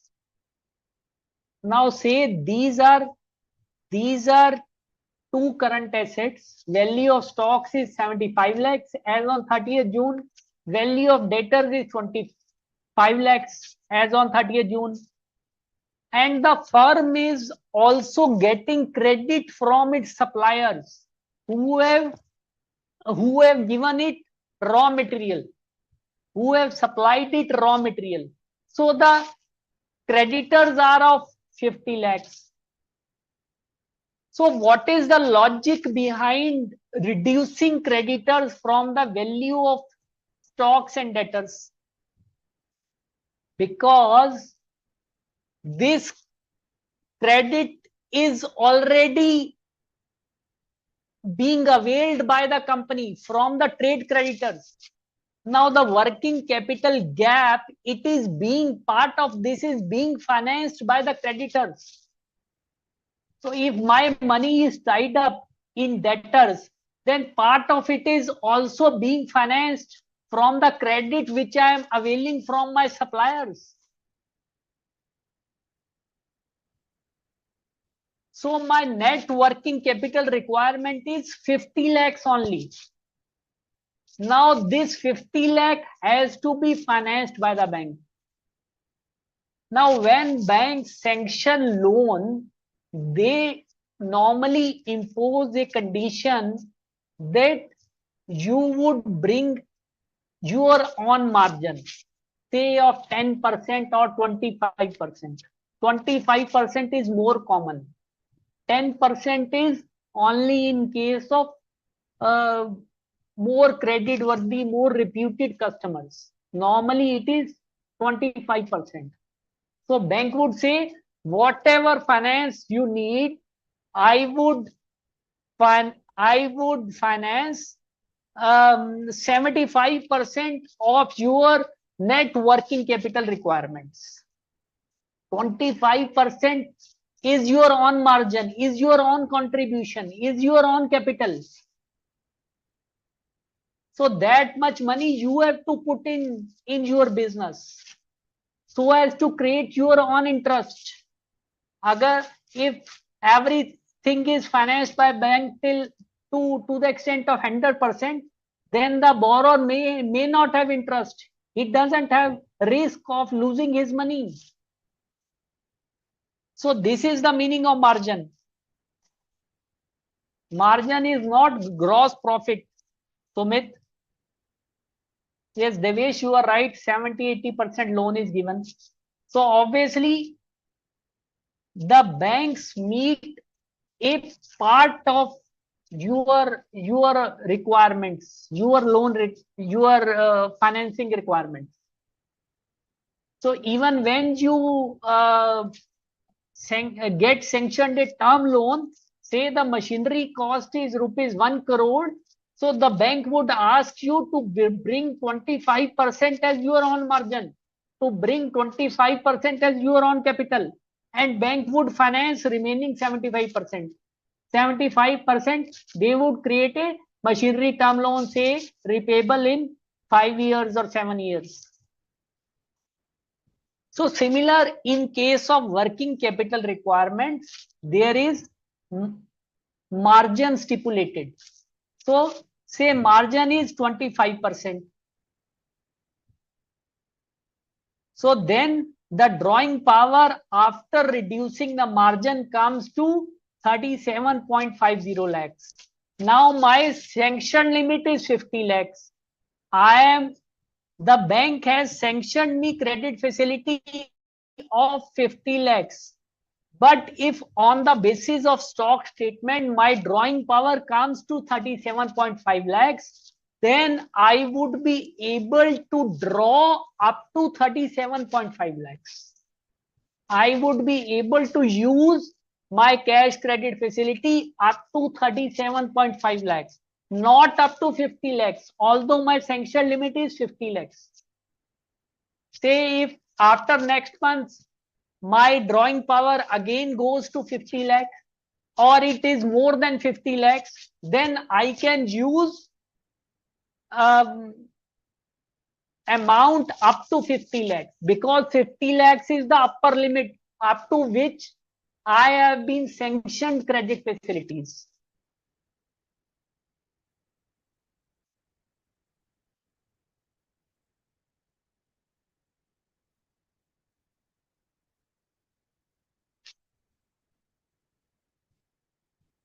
So always remember, students, that drawing power can be different from sanction limit. If drawing power is less than sanction limit, then a company, a firm, a business can draw up to the drawing power.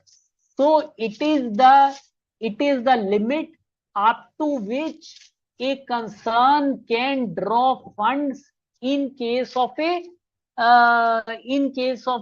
cash credit facility. So this is how drawing power is calculated.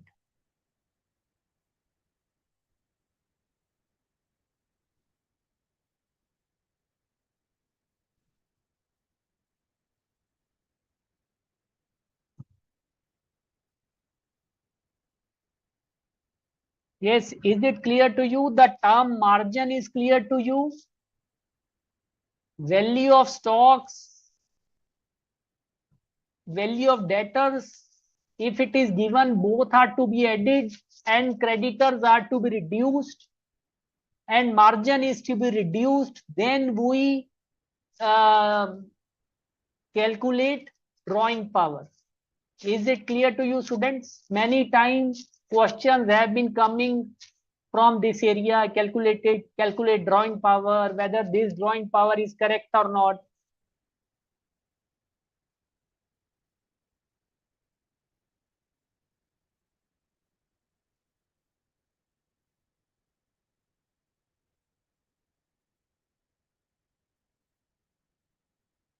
And sometimes students in sanction letters, banks also impose a condition uh, that say we shall not consider debtors of more than 90 days for calculating drawing power. So they say if your debtors are more than 3 months old, more than 90 days old, then we will not consider this for calculation of drawing power.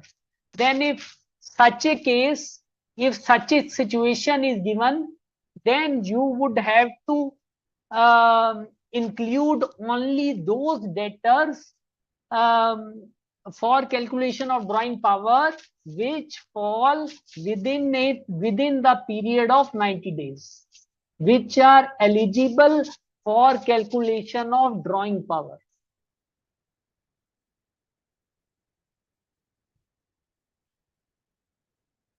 Yes, students, is the concept of drawing power clear to you?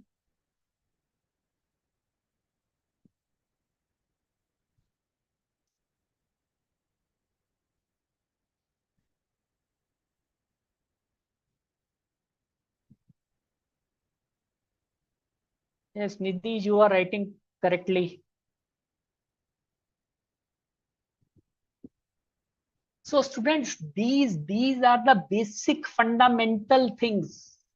Always clear your fundamentals. This will help you in answering descriptive questions, in answering case study based questions also.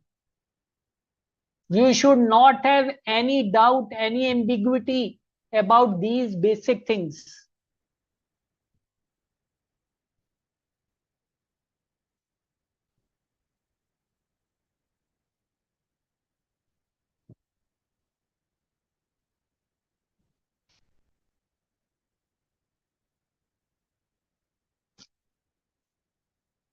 Students, there is another concept, consortium advances.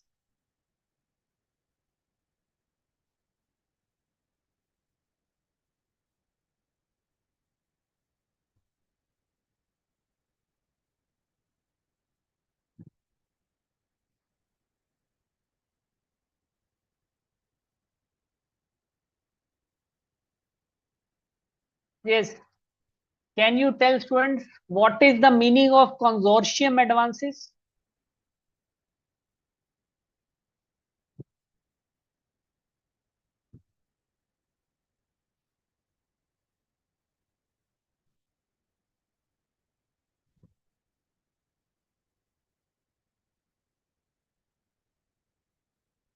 Yes, anyone, Shreya, Devesh, what are consortium advances? Say, if I am a large company and I have a requirement of, say, 100 crores of loan.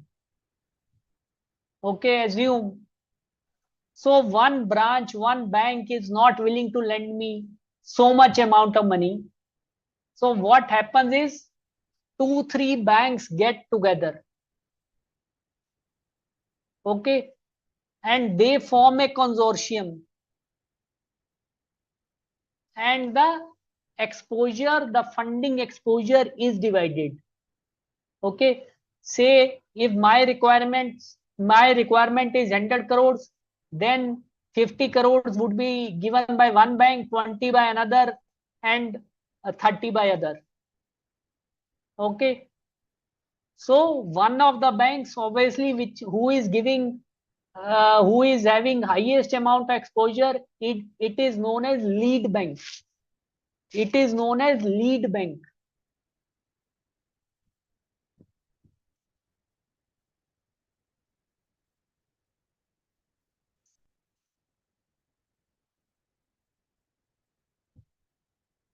So what happens to drawing power in case of consortium advances? So normally what happens is that uh, because the unit is same, I am the one company, but on the same security of current assets, a consortium of banks have financed my current assets. So what I would be doing, I would be providing stock statement of my whole current assets of my business as a whole to the lead bank, and it would be allocating the share depending upon the loan sanctioned by the different banks. Okay. But as far as NPAs are concerned, students, you have to remember that in case of consortium advances, each the company which has taken consortium advance, it has to meet requirement uh, of the prudential norms lender wise. It can't be the case that in one bank the account is running satisfactorily, and in some another bank against the security of some assets the money is not being deposited. So banks would classify assets as per their own records. Okay, clear to you guys? Consortium advances.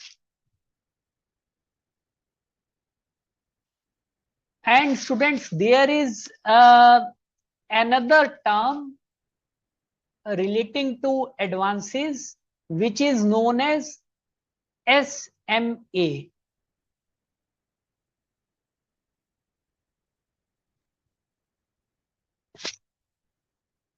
What are SMA accounts? Special mention accounts.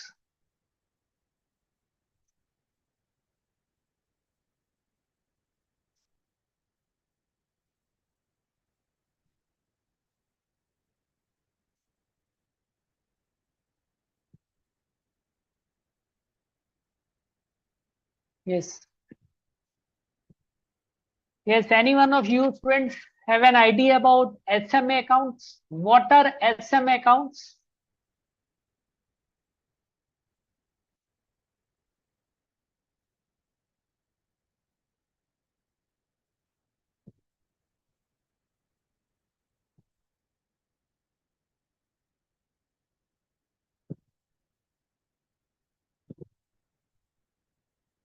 Yes, Devesh, Shreya, Sumit, Nidhi. What are special mention accounts? You have read the chapter? What are special mention accounts?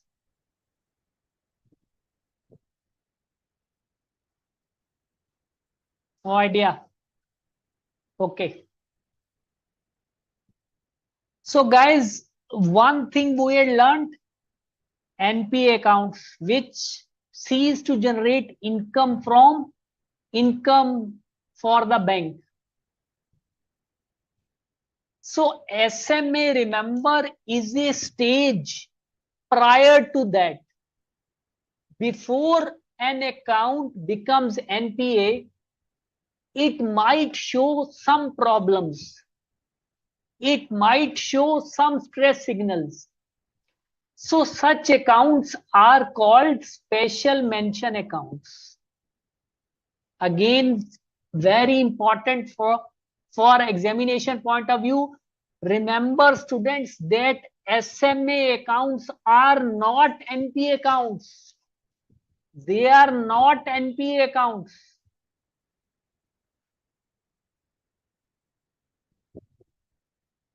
However, they might become NPA if urgent action is not taken, if remedial steps are not taken.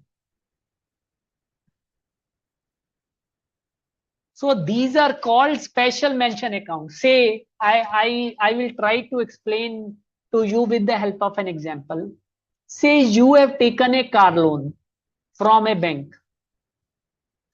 Now the bank has fixed EMIs, monthly EMIs to be paid in 5 years. Okay. So say you fail to pay, you start paying EMIs, and after paying 6 EMIs regularly, you fail to pay 7th EMI. Okay. So tell me at this stage whether this account has become NPA.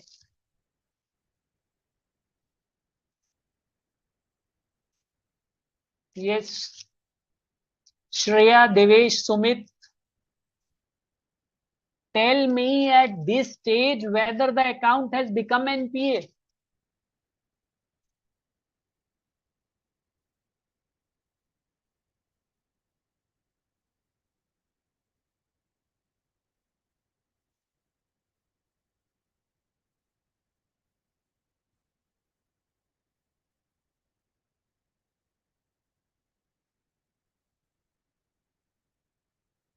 Yes, Devesh, absolutely right.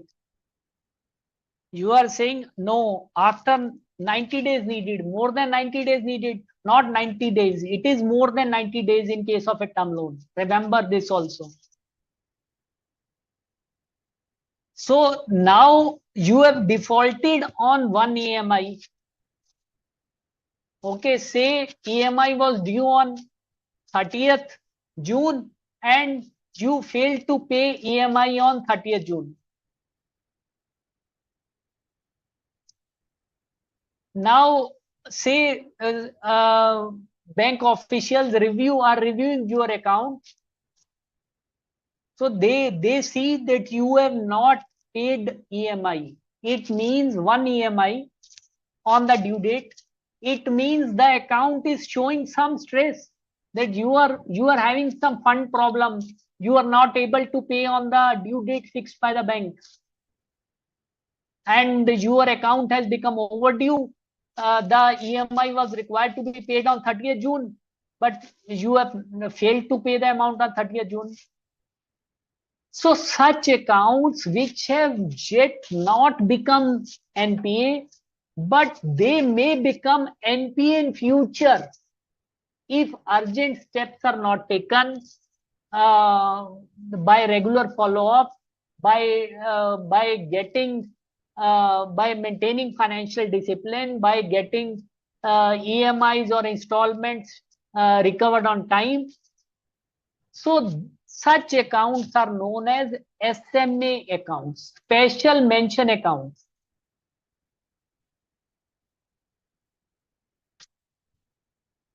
Now, what is the importance of classifying these accounts as SMA account?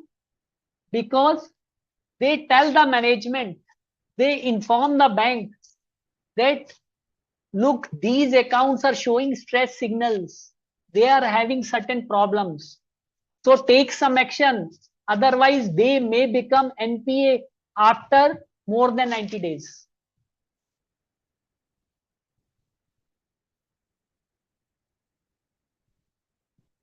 Clear, students? So SMA, again, these are SMA 0, SMA 1, SMA 2.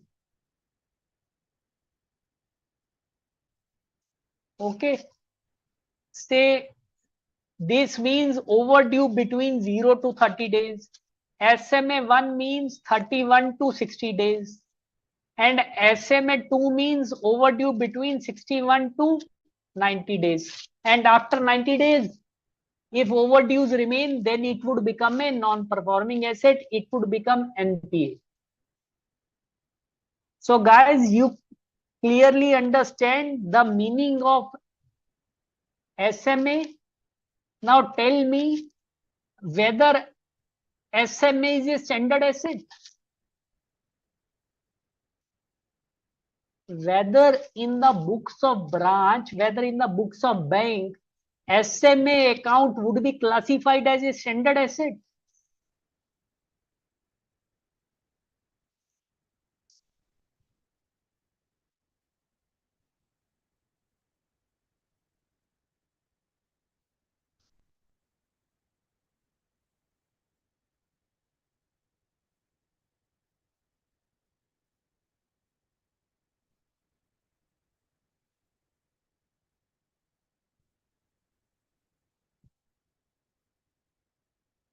Yes, Devesh, Shreya, tell me whether SMA would be classified as a standard asset. Indeed, guys, these have still not become NPA. So these are standard assets because they would become non-performing only when they meet the conditions which have been prescribed by RBI, which have been prescribed by regulator in relation to asset classification.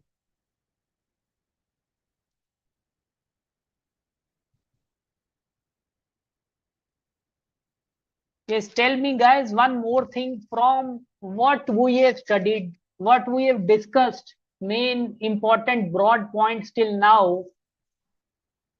Tell me in a bank audit, uh, what you can visualize as special features of a banking industry which are distinct from other routine normal business.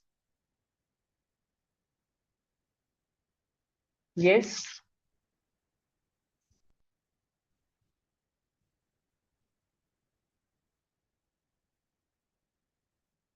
No, Devesh, why you are dragging doubtful assets into this? Bhai, SMA accounts are standard assets, whereas substandard assets, doubtful assets, these are categories of NPAs. These SMA accounts have still not become NPA. I have given you a very elementary example of car loan.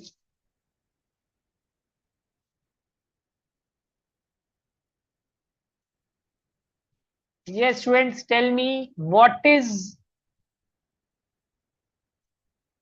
are the distinguishing features of banking industry? What are the distinguishing features of banking business? Some peculiar features are there in relation to banking industry. Yes, can you list out?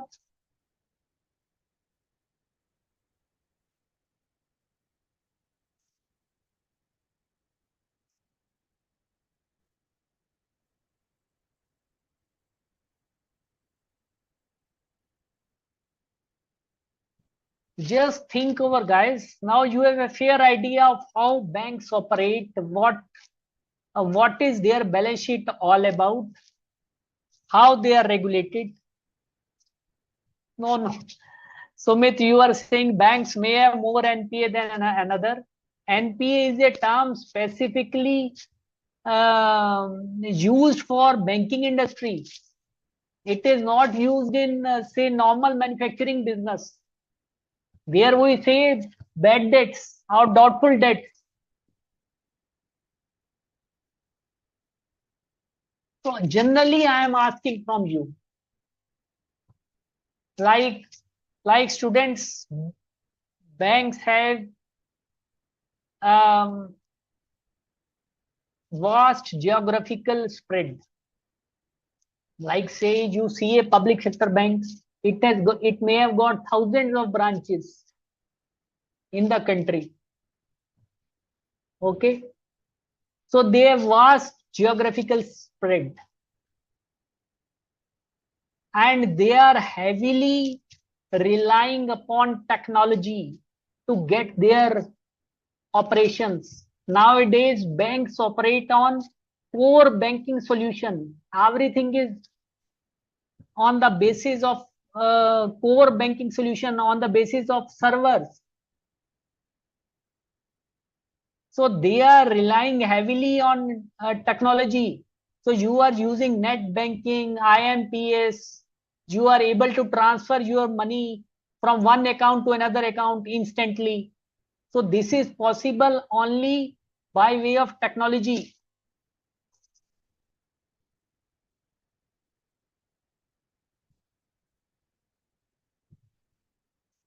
And another thing is that there is a there is a this industry is heavily regulated. There is a strong regulator in the form of Reserve Bank of India, who has power of supervision, who has power of inspection over all the banks operating in the country.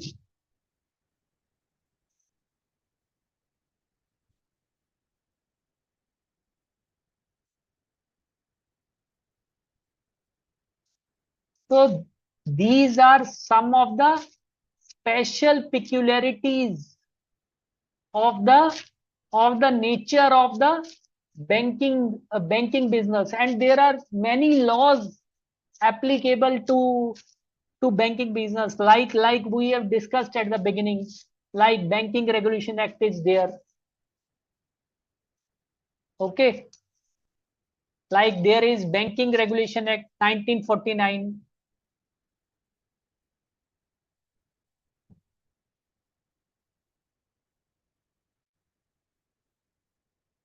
There is RBI Act 1934. There is Companies Act 2013. Now tell me, students, one thing comes in my mind after writing Companies Act. I have told you that Banking Regulation Act 1949 is governing act for the banks. Now, to what extent provisions of Companies Act are applicable to banks? Or are they applicable? Why or why not?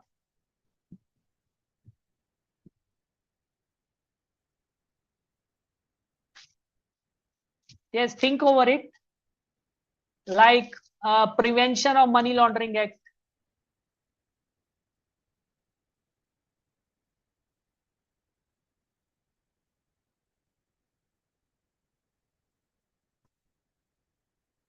Like SARFAESI Act.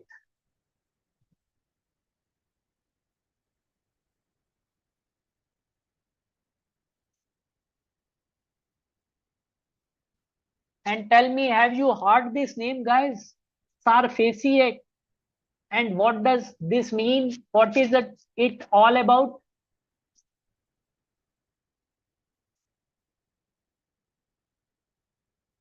Yes, anyone who knows about SARFAESI Act,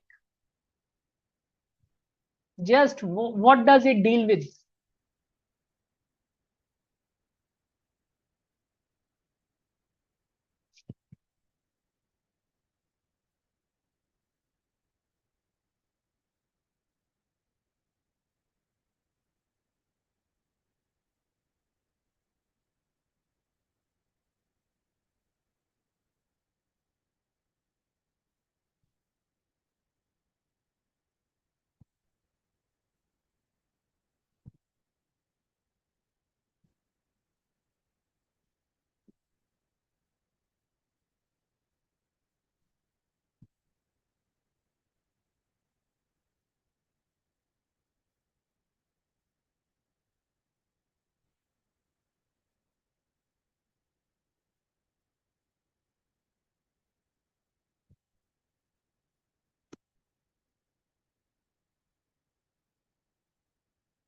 Yes, where Banking Regulation Act and Companies Act are conflict to each other. Yes. So their Banking Regulation Act 1949 shall prevail. So Companies Act is applicable to banks so long in so far as its provisions are not inconsistent with Banking Regulation Act. At the beginning of Companies Act, if you start section 1, then there it is written that what is the applicability of Companies Act 2013 as far as banks and insurance. Similar requirement is there in case of insurance companies. Okay. And students, there is this act, SARFAESI Act. So you have seen newspapers published in, you have seen notices published in various newspapers. Have you seen some notices published in various newspapers under SARFAESI Act? So these are all about auction of some property, that this person, this borrower has defaulted and we are going to auction this property. So all these notices are issued under SARFAESI, where banks can get possession of the property, and they can sell if the account has turned NPA and the money is not paid by the borrower.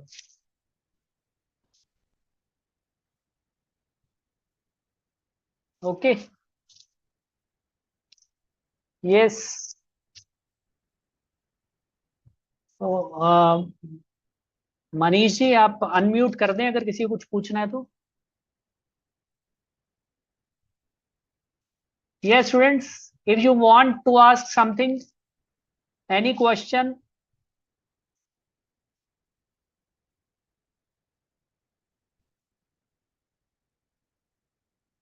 Yes, Devesh, you are saying public notice. Yes, yes. याद आ रहा है कभी newspaper आपने पढ़ा हो तो देखा हो, ध्यान से देखना, सारफेसी का नोटिस मिलेगा उसमें आपको. रोज नोटिस पब्लिश होते हैं. तो student, this is the way. जो भी आप पढ़ो उसको अपने पास की आसपास की चीजों से कोरिलेट करें, तो आपको वो चीजें आपके दिमाग में अच्छी तरह से एस्टेब्लिश हो जाएंगी. आपको रट्टा मारने की जरूरत नहीं पड़ेगी. It would be like knowing back of your hand.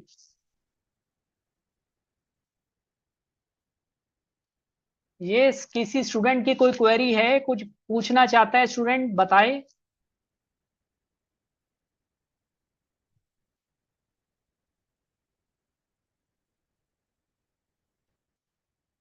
Yes, anyone student, if you do not respond by 1 or 2 minutes, then I would presume that there is no query from your end to be answered at the Zoom.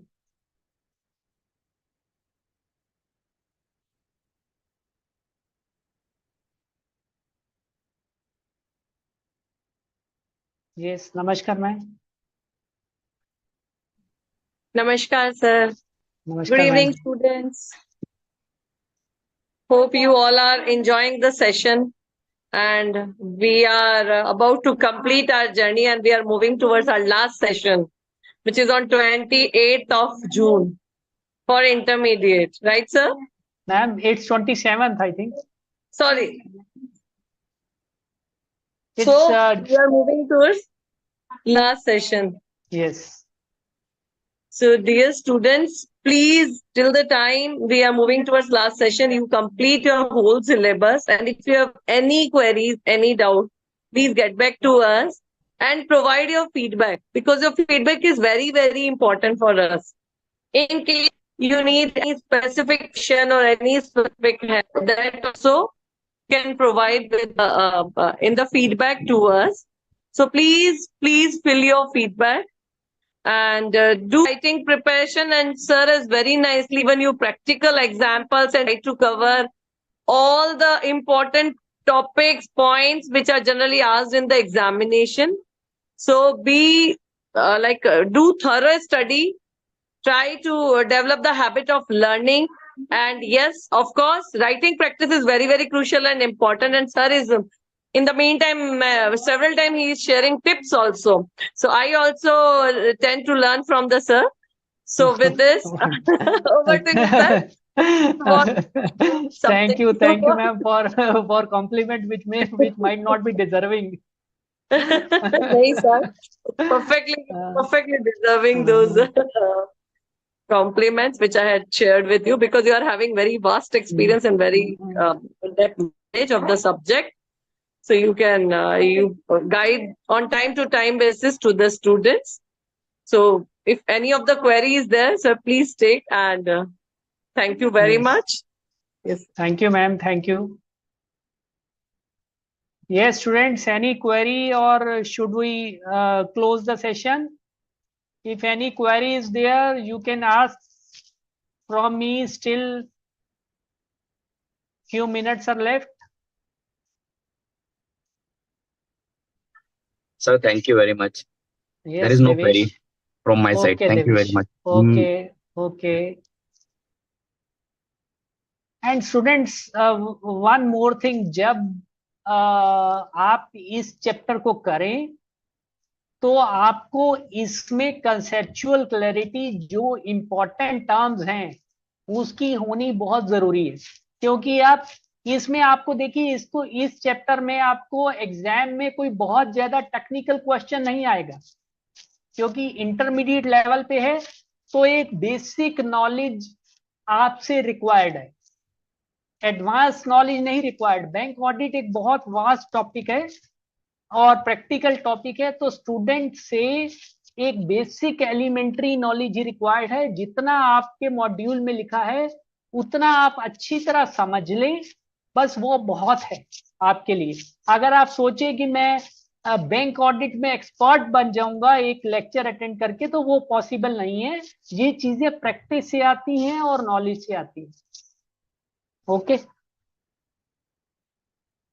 सो जो भी important terms हैं students, जैसे मैंने आपको बताया, like I've told you, drawing power, margin, primary security, collateral security, funded facility, non-funded facility, term loan, cash credit, mortgage, internal control over advances, non-performing assets, special mention account, type of non-performing assets, substandard asset, doubtful assets, loss assets, provision requirements, and how income is to be recognized in case of non-performing assets. Now, all these things you have to be thorough.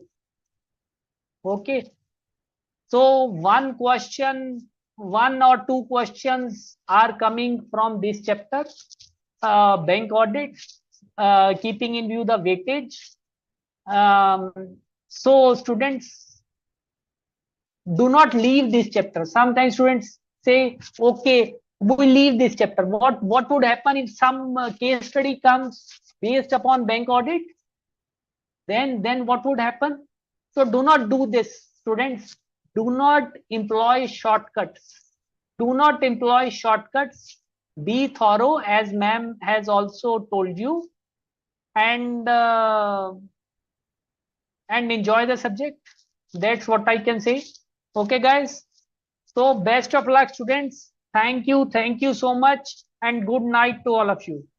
Thank Okay. you, sir. Thank you, sir. Okay. Thank you. Okay. Good night, Thank ma'am. you, sir. Good Okay. night. Good. Manish, Good night, Nitin. ma'am. Good night, sir. Thank you, all of you. Recording stopped. Ma'am.